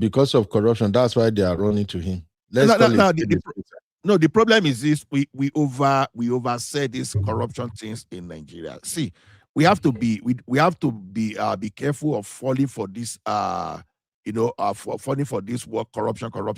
Let me tell you one thing: the entire global system is corrupt. Okola don't do that now. Hold on. You and I will work in the corporate world now. Whenever you want to do any initiative, the first thing that the internal control we want to do, they will want to stop your business out. Someone will steal that money, but you are not looking at the opportunities. The question is this: you put opportunities aside the negative things that you understand. So you look toward the net opportunity. The net value is what you want to look at. So that the corruption, we were born into corruption, and the corruption will still be after us. So we are part of the corrupt system. So see, it is a very unproductive way to think of corruption and corruption only. That's not how to do things.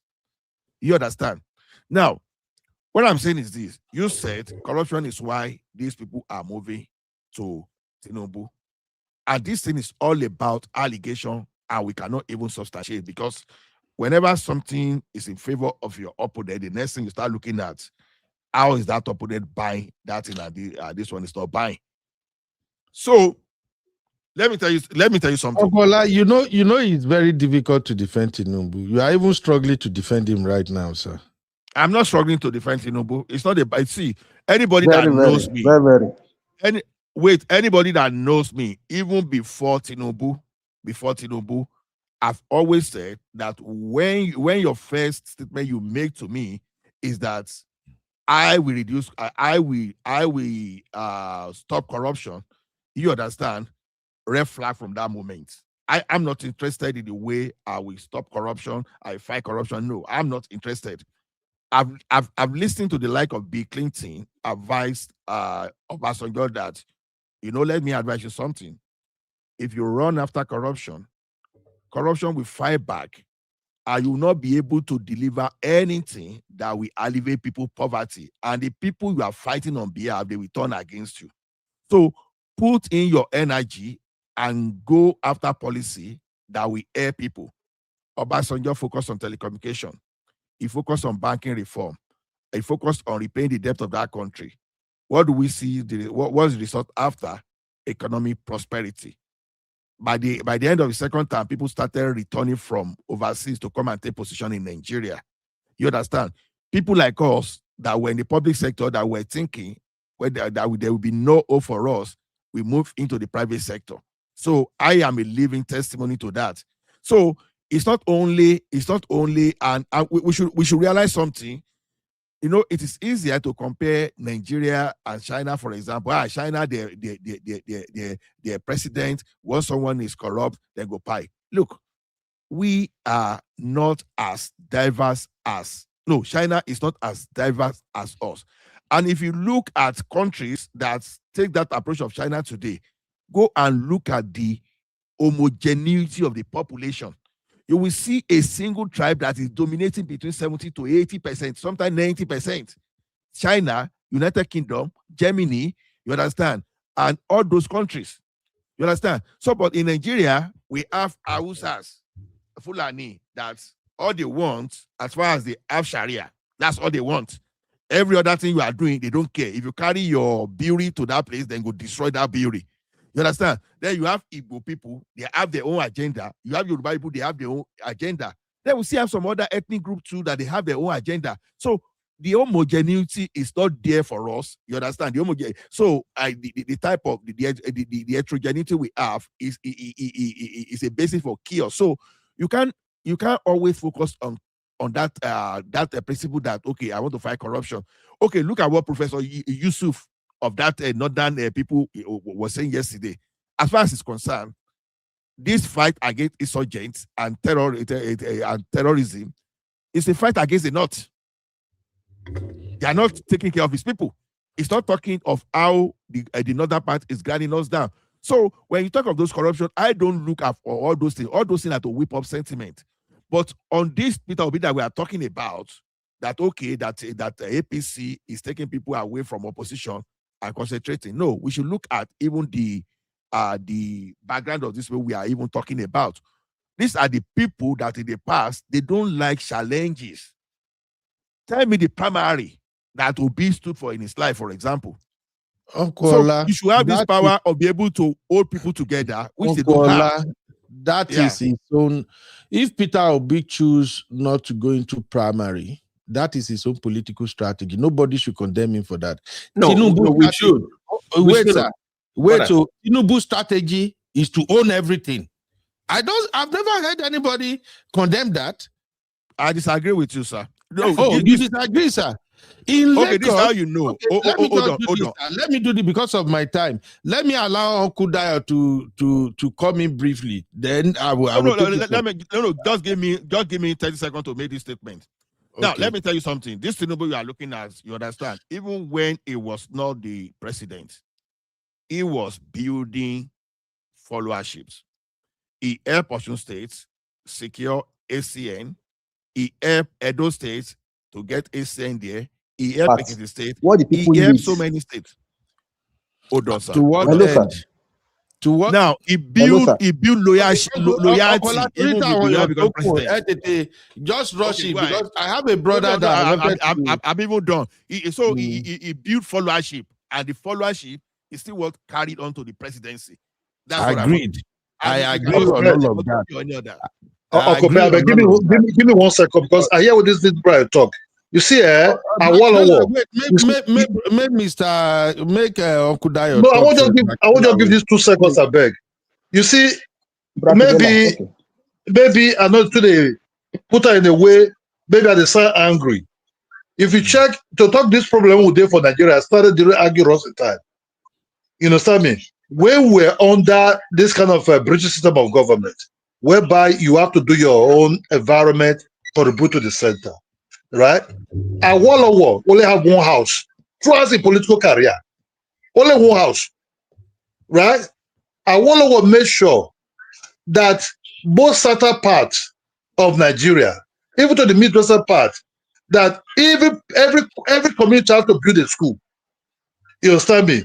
This school will just be financed by the government, but the community build this. All the schools you see today in Nigeria is being built by community, then the government come with teachers and everything. Those days, if you finish secondary school, you become a teacher because they were less teacher at that time. Then Enauru only have his father house that he inherited. These are heroes. You understand me? Azikiwe, the same thing. You understand me? All the schools you see in the east, if you but now you have people to start building it, that they will go down to the poor man, whereby Peter Obi father who sell plantain and send his own son to school by the support of the government also. We are going far away now because of my time. No, what I'm saying, you have to go back and see what happened in the back and see what happened now in the future. The poor man have no future. That's just the truth, bro. All right, thank you, sir. Uncle Dio, sir. Yes, sir. Thank you very much. I just wanted to say something that all what we are just saying, just trying, it's like it is very, very difficult for the APC supporters to really portray their points because why? The facts are staring at us in the face. Number one, where is electricity in this country? Number two, where are the good roads? They've been borrowing, they've been doing a lot of things, but we are yet to see the results. 4 years has come and gone now. Next year, we are having another election. Number three, where is good health facilities? Number four, where are social infrastructures that are supposed to put a country on a better stand? And the one that's even paying most is the fact that one of the major campaign tenets that this present government use as campaign policy was to give us electricity by all means. Instead of that, they went and got solar panel for the old Aso Rock. So, see, we can keep talking down on Obi, talking down on Atiku. If this, if that, you cannot do this, you cannot do that. But the fact that it's staring at us in the face. And the last one that is really even the main reason why the former political party were voted out of power was insecurity. Insecurity has even gone worse under the APC government than ever before. And as at now, even our president is not even doing anything at all about it again. It has become like a normal thing. So what are we talking about? And you still want us to still continue with this government? Because when we look at it, see, it's not about individual scores. Somebody said that Tinubu wants to own everything, and you're already arguing. For crying out loud, Tinubu is the biggest landlord in Lagos. The video is still online. If they have not removed it, just Google it on YouTube, the biggest landlord of Lagos. You'll see it there, whereby they articulated everything, how it has come about, all the parties that they have. Even this even this Atlantic city that we're talking about, it was Tinubu's baby. The home majority share in those things, and they're still selling the land. They're still claiming land, and they're still selling it under whose name? Is it under the local state name? No. So these are some of the issues. We are talking about all these things. Corruption has eaten so deep into our lives that we don't even know the difference anymore. Uncle Dio, thank you. And yes, Uncle Ola, thank you. I'm gonna have everybody final say. Baba T is still in the building, and Bra Kidola. Basically, let me just say this. I usually don't like getting engaged in the conversation about Lagos when it comes to Tinubu. The reason is simple. Lagos is not the yardstick to measure the entire Nigeria. I've heard people use Lagos to defend Tinubu administration and policy a lot. And once I hear it, I'll just stay my corner, Gege. Lagos has what's the population of Lagos State now? It's close to 21 million now, right? 21 million people. The indigenous Lagosian go. I don't think indigenous Lagosian they are up to 3 million. Meaning the rest 80 million plus, there are people from all over Nigeria who converge in Lagos. Should there be Should there be laws? Should there be laws that protect indigenes? Because you want people to come to your space across the country, but in spaces where indigenous people are not a lot of numbers and they're overwhelmed the system, should we have systems in place to protect their interest? No, absolutely. The point I'm trying to make is this, sir. If somebody is using what's happening in Lagos State to justify Tinubu's administration, I think they are just trying to cover up for. They have other issues, but you will leave that alone for now. I just feel like they just want to cover up for his lapses. My concern has always been about Nigeria generally. I've said this so many times that I give God the glory that I have the opportunity to live in 2 different countries. If not, I would be like the vast majority of Nigerians who wouldn't know that life is different elsewhere else. Who wouldn't know that there is a way government needed to be run. Tinubu, if I'm going this line because I will take, after you, I will take Onkola's take, and I want to drop the question for Onkola. By the time he's coming to drop his final take. Besides Lagos State, remove Lagos State completely. Tell us what Tinubu is doing in other states for the past 3 years. Uncle Babati, over to you, sir. Thank you very much. I am from Ogun State, so let me speak from the Ogun perspective. All right, to your point, Nigeria is bigger than Lagos. Yeah, it is safe to say that in terms of construction development, Tinubu has done far better in the last 3.5 years than Oshibajo, that was VP from Ogun for 8 years, and Obasanjo, that was president for 8 years in Ogun State. I made that bold claim on your platform, sir. Let me give an example. For example, for full disclosure, I was born in Ogun Central. My father is from Ogun Central. My mother is from Ogun East. I was raised in Ogun West. So I am Ogun Tutu. That Yewa site has been abandoned for almost 45 years. And it's supposed to be one of the biggest manufacturing hubs in the whole of West Africa. People don't even know that. The way they are building, they are opening up that space. Land values have gone up. So they've opened up that space when it comes to road construction. Gas plants are flying up for clusters of businesses in that same area. Okay, you have investment that finally did something with Tinubu. Them going to Brazil by next year, Ogun will be the biggest producer of garments in Africa. 1 million tons of garments a day because of Tinubu. By next year, we will also be the biggest in terms of processing animals. These are companies from Brazil. Will be in Ogun State by in 2 years as well. That's because of Tinubu as well.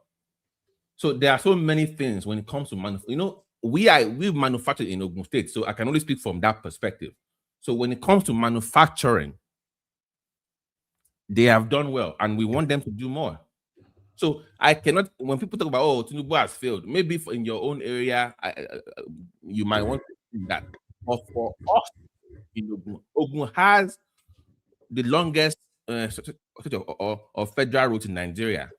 So when you say Ogun has bad roads, it's because they are mostly federal roads. Guess what? Guess who is addressing it now? In 3 years, he's done more of those roads than Obidient and Osibajo that were there for 16 years. In 3 years. Shagamu Ijebu, the Sokoto Badagry way, UB, that the land there, the value has gone up. It's insane. People are buying. It's opened up that space up for all those people that it was so bad in that area. People left their houses. They work in Lagos. They own houses in those areas, but they rent in Lagos because they couldn't move. But guess what? They can move now. That helps. So if you ask me from Ogun State, what has he done? As someone that his father actually owned manufacturing stuff since the 80s and used to ship into to West Africa, I can tell you he's done well in that aspect. Now, can they improve in other areas? Absolutely. They have more work to do. For me, especially when it comes to power generation. And I said it, the federal government has to let go of transmission. You cannot keep holding on to transmission as the federal government. My chairman, somebody have a question for you. She's also from Ogun State. She's saying, of what use are the roads to the people who are kidnapped daily? And that is coming from Mama 5 all the way from UK. I just need to address it as part of your take. There's insecurity. I'm coming to that point. Insecurity is a problem. Power generation. So with I'm happy that Ogun and Lagos and Oyo are coming together to own their own power grids. So what we are going to see moving forward in that cluster is you have more regional cooperation when it comes to big projects, rail lines, power lines, and things like that. And I need more of regional cooperation in Nigeria. So, for example, now let me just say this for a minute before I close. Yes, Abia governor wanted to. He paid to have some kind of survey done to get like a seaport in his own area. If you should by now, all these guys, the governors in the Southeast should join that effort because it will benefit everybody. That is the way we should work moving forward. But just to round up, so for me, from Ogun State, they've done well in some aspects. They can do more when it comes to power generation. Because if you're a manufacturing state, you need that power source to reduce your cost. So once they can solve that, and of course the security issue that I'm not dismissing from your other guests, then we will be in a better place. Ogun State is not a feeder state to Lagos. And say New Jersey, New York, we can build on our own. We have what it takes. Dangote wants to be the seaport in Lagos, in Ogun. By the way, because of Tinubu, in the next 3 years, we will also be producing crude oil in Ogun. By the way, I hope you know that. So we have our own crude oil stuff in Ogun State. We have bitumen. We have so many things in Ogun State that we can also do. And this guy is opening up Ogun in ways I've never seen before. And what's more painful is that we had our own sons there for 16 years. Yeah. So don't blame me for supporting this guy. Don't blame me. No.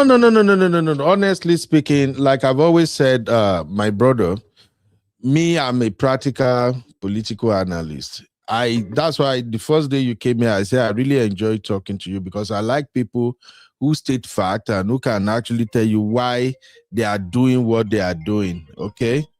So now I ask a simple question now, and I enjoy your answer. This is my reason I'm supporting this man. He did this, he did that, he did that. And you see my point. I really like that. Unlike people who they can't really pin it down like this is what this man has done that I have seen. And they just And go let me with let the me general let me add narrative. one So more. I'm not for that. Let me But let me now, add one more. Let me add one okay, more. sir. So, no.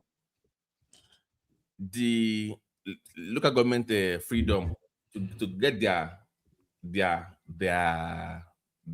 money, autonomy to get the in revenue. fact, in my local government, when I tell you, you are going to see under 30 running for councillor in my hometown.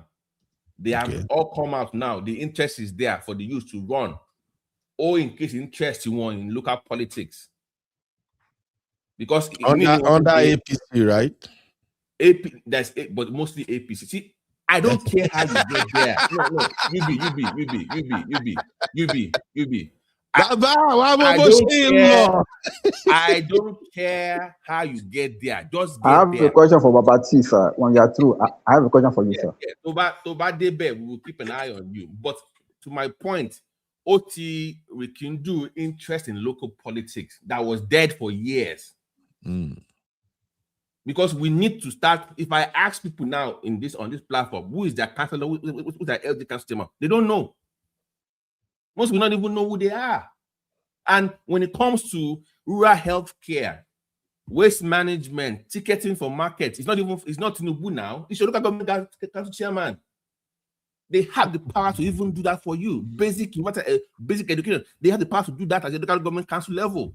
Okay, now, Baba T, let me just ask one question because, let me yield to Uncle Dayo. Uncle Dayo, go ahead with your question. We are supposed to round up, Thank you very much. Not too like politics. No, sorry, Uncle Ben. I love the way Baba T and my uncle and Mr. Ola, they are bringing out some facts. I really love it. But I have a question for Baba T. And my question is this. But no verse. Uncle Ola is not going to Bora Bora. Uncle Ola is not going to Bora Bora with us. No. I would have loved to sponsor him so that I can keep on talking about politics even when we're there.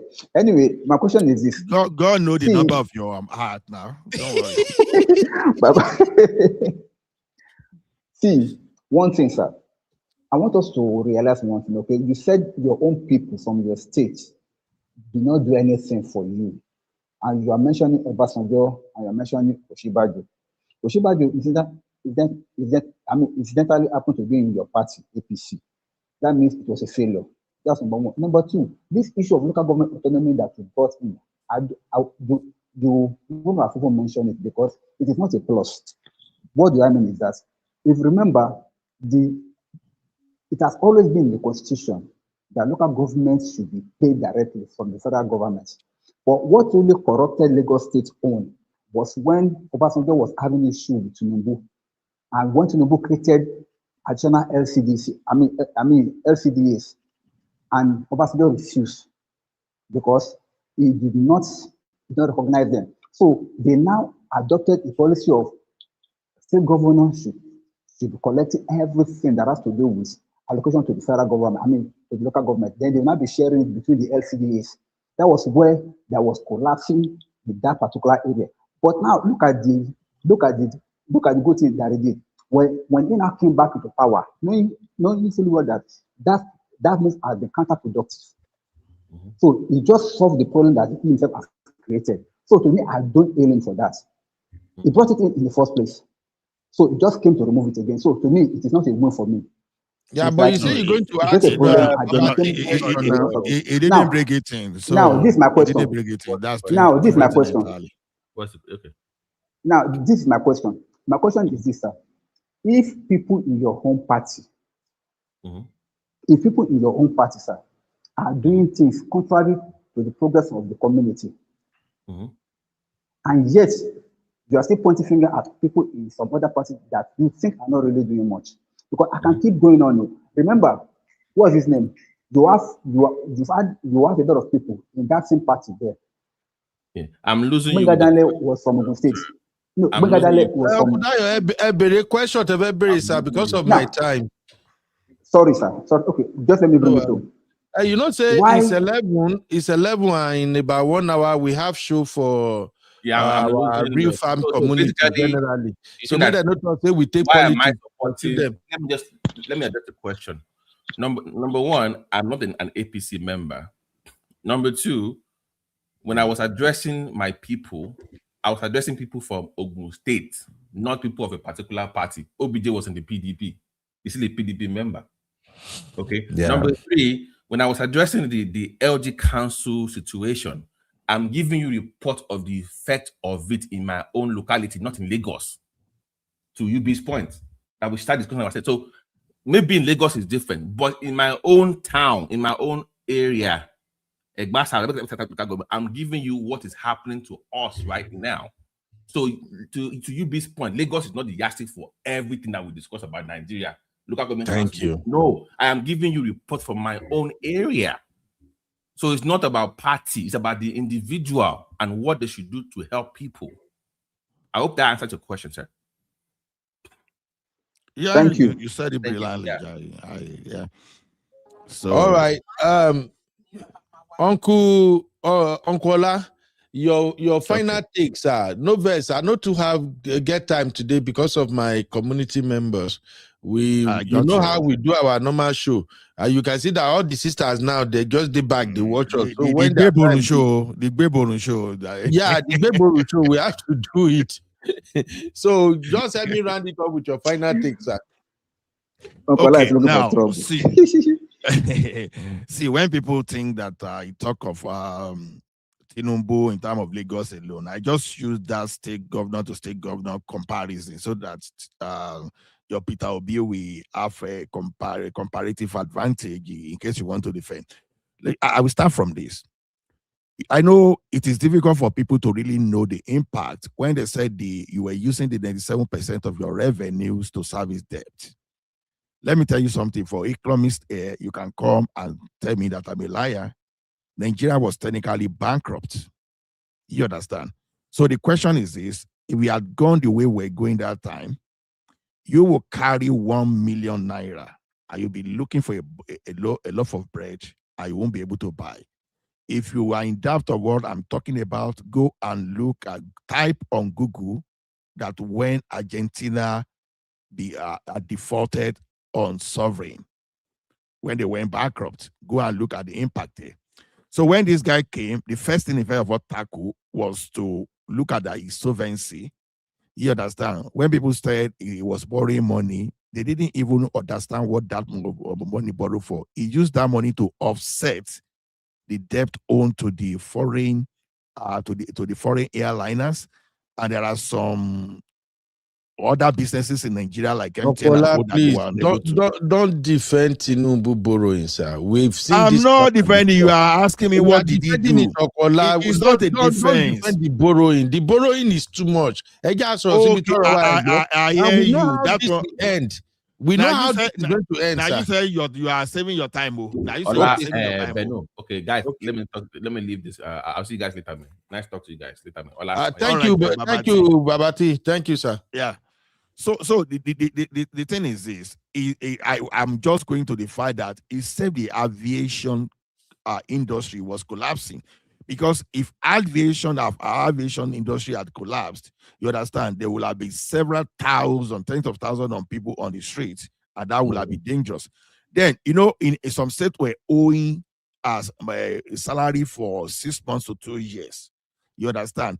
What the federal government did that, by doing that floating of naira, by refusing to be subsidizing dollar for the thieves that used to run tripping in the forex market, and removing that for a subsidy, more states were able to get money.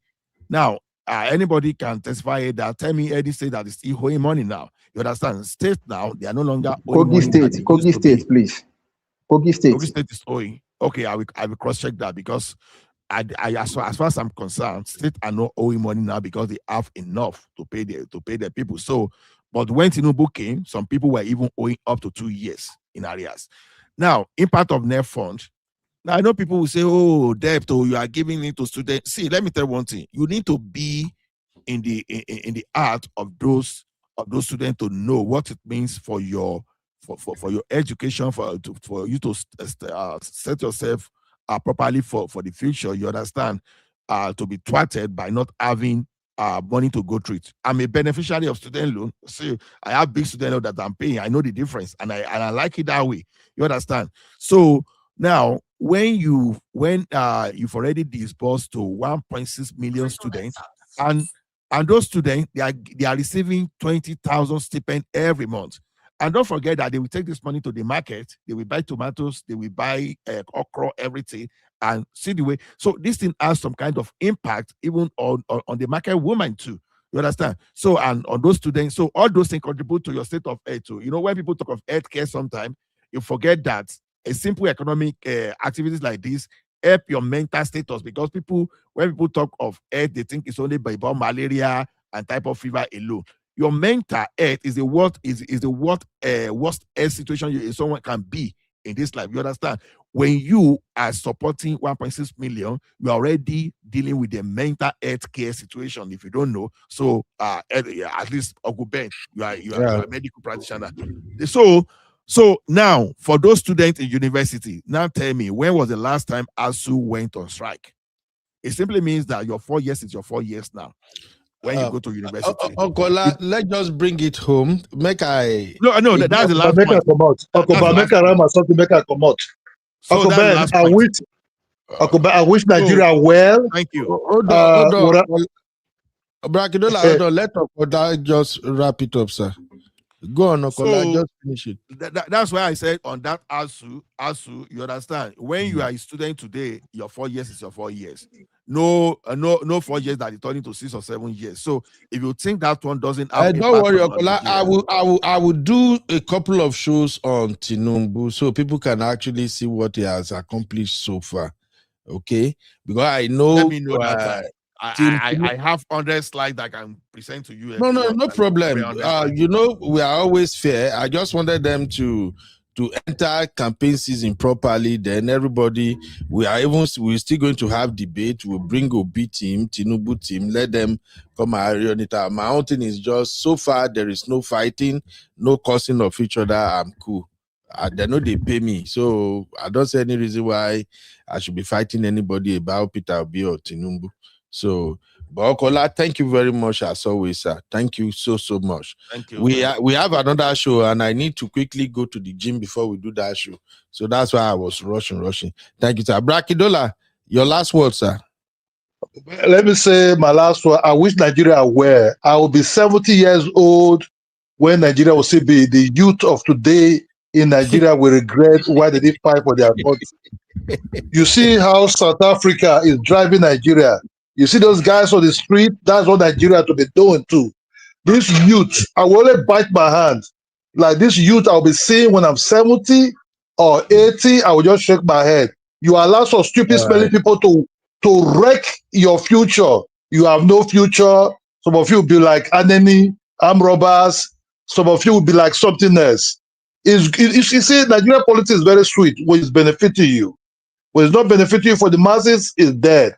I grew up in a period whereby every Christmas they will kill a cow in my school. It might be straight to you to some people now. There was all bosses. There was the state government own salary. Don't drag the show again. I just wanted you to wrap up, but please don't. Okay, so Nigeria, I wish Nigeria well. I'm not even staying in Nigeria. Maybe when I die, they want to bury me. Maybe I'll just ask my children, bury me here, my children, and go on with your normal future. That's just so. Yes, God bless Nigeria. God bless all these corrupt bastards. Thank you, Baba.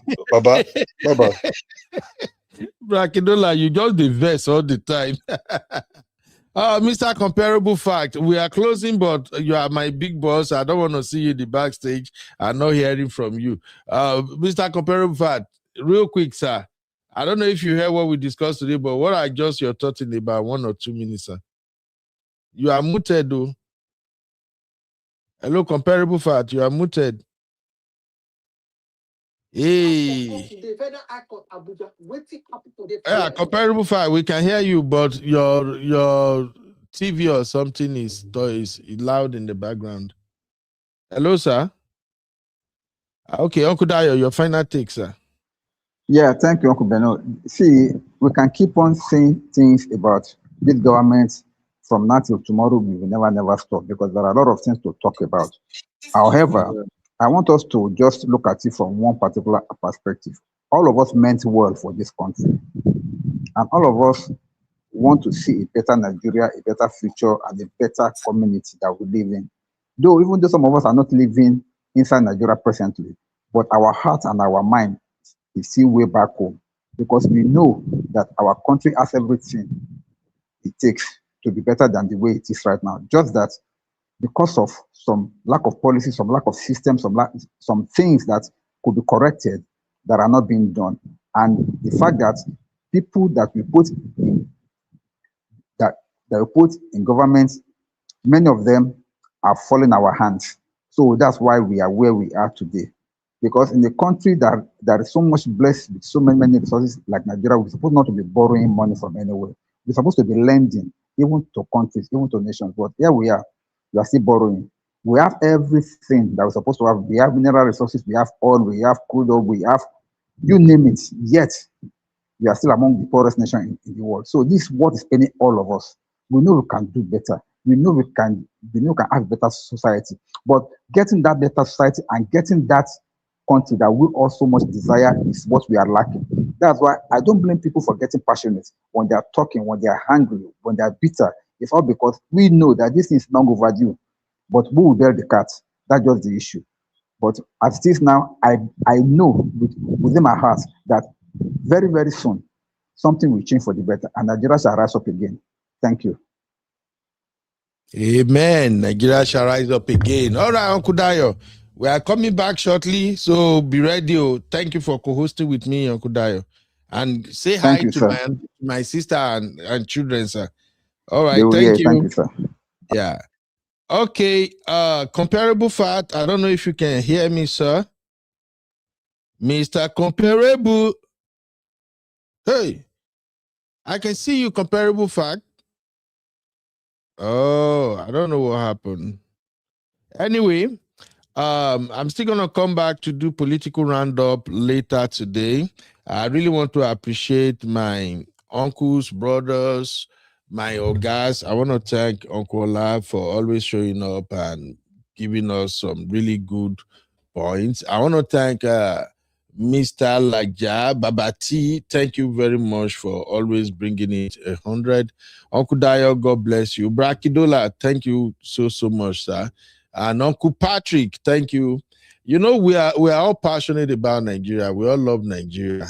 And that's why I continue to pray that God, I beg. God, I beg. Help us bring better people who fix this country. This confusion is too much. We all love Nigeria. Even though sometimes when we're having this conversation, it could be like, say, we do bad boast. That bad boast is coming from our love for the country. So I want to thank everybody for being part of today's show. But basically, we're going to keep an eye on the people who are coming after Peter Obi, especially these obedient people. Whoever paid them, that person don't go through away money. If not that, we are running out of time. I was gonna hold Uncle Ola and Babati accountable for that obedience. The obedient that say they have hired obedient. Please, ladies and gentlemen, don't listen to that guy. He's just an MFO. Okay? People have come out to debunk whatever he was saying, that nobody even know him. He's nothing when it comes to the obedience movement. And I think people are still missing something critical about the obedience movement. The obedient movement has no leader. Let me tell you now, make una hear. The few guys in Nigeria that will congregate in one office and say this is the head office of the obedient movement, those are just the guys that put foot on the ground to mobilize. The obedient movement goes way beyond Nigeria. Me that I'm here in the US now, I don't join any club. I don't sign up of anywhere. I am just an obedient because I'm supporting Peter Obi. So please take note of that. I see another distraction, another media framing, and all those bullshit coming up again. Remember what I said. The enemies of Peter Obi, they are using all of these strategies against this man. They will either tell you Obi cannot win, he's not ready for the job. They will tell you he has no structure. Obi has no structure, no. They will, all those propaganda. They will tell you, they will base on tribal and religious labeling just to discourage people from supporting him. That kind of thing, and we know They will also use the fear of accountability, which is the biggest part of why they are fighting tooth and nail to ensure that Peter Obi won't be on the ballot. Now that they are somehow sure that Peter Obi is going to be on the ballot, they will intensify this campaign, this negative campaign against Peter Obi. So please, if you are a Peter Obi supporter, don't be discouraged, all right? And media framing and selective outrage, I've told you, they do a lot of that. In fact, both the APC, PDP, ADC, all of them, they are so good at media framing. So we are going to see more of that. But the one I want you to help me sensitize other people on is the supporters of Mr. Peter Obi that are also helping them spread the propaganda. I've told you, don't engage in conversation about, oh, Peter Obi, he's leaving one party to another. He's jumping from one party. All the politicians in Nigeria, they have all jumped from one party to another. None of them is saint. They are just painting that narrative to make Peter Obi look bad. So don't listen. You hear me? Don't listen. No. Any narrative that they bring to you, don't pay attention. We want a better Nigeria. However, like we said here, if you are a Peter Obi supporter, please do not insult anybody. I am an obedient and I don't see myself fighting anybody over their opinion. This is politics. People have the freedom to promote their own candidate. Are you hearing me now? Well, as soon as they start campaign now, we will throw the platform open. If anybody want to come and talk about Tinubu, you are free to come. The only condition is you should be able to answer questions. It's not that you come and talk about Tinubu, we ask you questions, you start fighting. You see my two egbons that came on today's show, Uncle Ola, Mr. Babati. You ask them questions, they go take their time explain for you where. You know, that is how we grow. That is how we learn. That is how we improve politically as Nigeria. It's not by insulting people. I've said this myself. If I'm a Tinubu supporter, I have more than 10 points that I can use to sell Tinubu. You remember when I came here the other day and told you that NEFOD is working? If you ask a lot of Tinubu supporters, they'll tell you NEFOD. I never believe in that shit until I see say he work. I have people that I pay tuition fee and all this thing for. I told them, go and apply for this net fund. Let me see if it's working or not. Did you know? I don't even know that besides the tuition fee that they are giving them, I don't even know that they used to give them 20,000 stipend. The people I'm responsible for are the ones that still come back to me and say, Uncle, when I get my 20,000 stipend, I'm like, wait, what is 20,000? They say, well, next fund, they are giving us 20,000. But remember, it's a loan. That's the only time I thought that. So if you ask me right now, I will tell you that shit is working. And for the longest in Nigeria, we have never had that. So my thing is, let's be factual. Let's have understanding. Let's not just say, oh, we are going to fight or something. Now, net fund is just one aspect of what Tinubu has done. What else has he done again? So if we have a Tinubu supporter who is coming to the platform to say, he don't, let's not fight. Rather, let us tackle the issues on ground.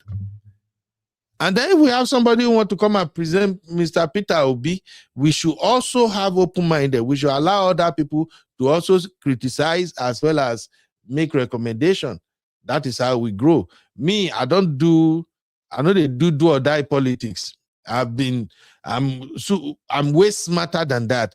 That because of politics, I'll start creating enemies. Because of Tinubu or Peter Obi, I can't create so much enemy. When I don't know where they go tomorrow, when I don't know where business will come tomorrow. Nah. Please, let's not do that. All right. Thank you, everybody, for today's show. As I'm about to leave you now, I will leave you with this video. As usual, APC have started again. They mobilize people to Abuja to come and support them.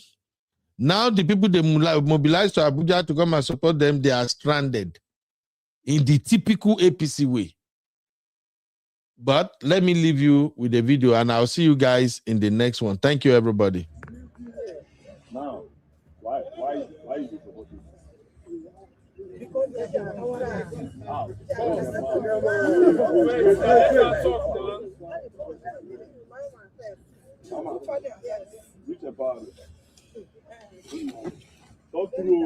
empowerment. I want to talk.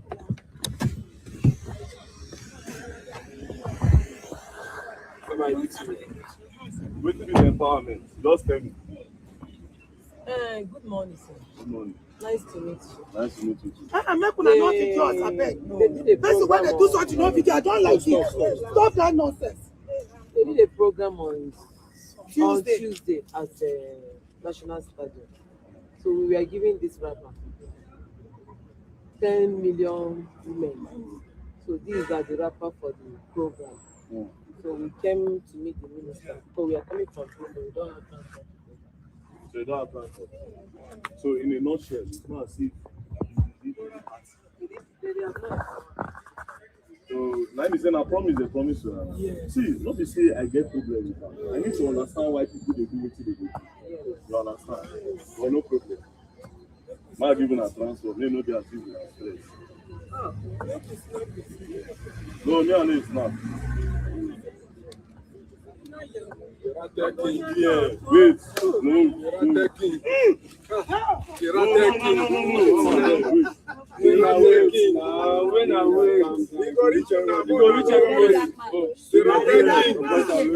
All right, so this video happened earlier, right? As I was going to Uncle Isaac's house, then outside Uncle Isaac's house, I saw a lot of older women, all this our mommy them. So they sit down, they wear APC clothes, and throughout for like 4 days now, APC women just full everywhere. They do program for stadiums. So as I see the women wear the clothes, I can't go meet them. Say, Mama, this APC now, why would they support them? Because when plenty come. Now she say, they empower them. I said, okay, tell me the empowerment. Is it that we are missing something? What's the empowerment? Then one of them now confessed that they promised to empower them. I say, hey. Now promise you bring all these people here. And at the end of the day, they were not even given transport. So they were just sitting down there waiting for transport. Now, do you know why I stopped? I stopped because I saw older women. I saw mothers who probably get children for house, where get school fees to pay, where get 1 or 2 things to do, where sit down there. Maybe now why then say, my boy, make I go. You understand? Maybe these people feel give me something when I go to do until they take care of my family, you know? And that's why I stopped. And after I asked them, they said they don't have transport. I gave them $100 each because me said, now somebody dashed me recently. The money says still even in my hand. Now somebody dashed me recently. So I just took out of this and I gave each of them $100. Each of them. So everything I spent there was about $1,000. I think there were like 8, and there are some guys there I just gave like 200. You see, well, now what am I trying to say in this video? APC, if to say una make the country good, this money una they spend for campaign, all this our mommy so una they gather, they lie to them, they promise them say una want empower them. You will not need to do all of this. This is what I say about campaign. I say a sitting government does not need to campaign if they do what they needed to do. The people will be begging you to be in power if you do what you are meant to do. But because you did not do what you are meant to do, you will have to campaign and pay people and deceive people to vote for you again. With 20 million deceive for this country, to be very honest, I say anybody where they tell what to do in 2027, now that person is happy. With 20 they go on for this country now. Nah, man, this government does not deserve re-election. Now, Tinubu now will come, APC they will come in 2027 now. They'll start promising that they will tackle insecurity. This was what you promised in 2023. They'll say, oh, we'll tackle insecurity, we'll stabilize the economy, but you keep borrowing money. The first subsidy will say, una stop, so that now they use the money better the country. Una no use the money better the country, una see they go borrow money. Now una carry our mothers. They caricature them, they use our mothers, they play, make it be as if una get votes and una get supporters. Not knowing that una pack those women from different states, give them a PC club, made them wear. These women used to be farmers. They used to be farmers. They used to be business people, but they can no longer farm. A lot of them were going to their villages, they will farm in their farmlands, and then when the season of that farming come or it don't end, they'll bring those crops, they'll bring them to cities, or they will send them to cities. But now they can no longer farm because of the insecurity.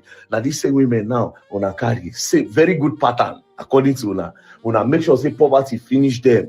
Then these same people again, una wind them, may they come vote for now, may God help us. Like I said, the only reason why I carry my money is because of that. This one I'm mother.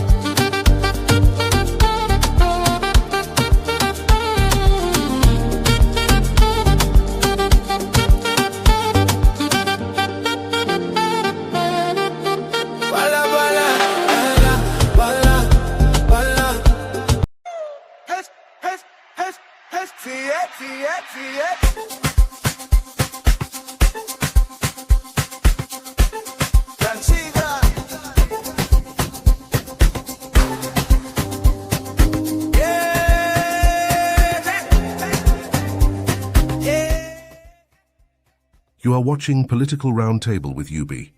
Like, subscribe, and leave your thoughts in the comments.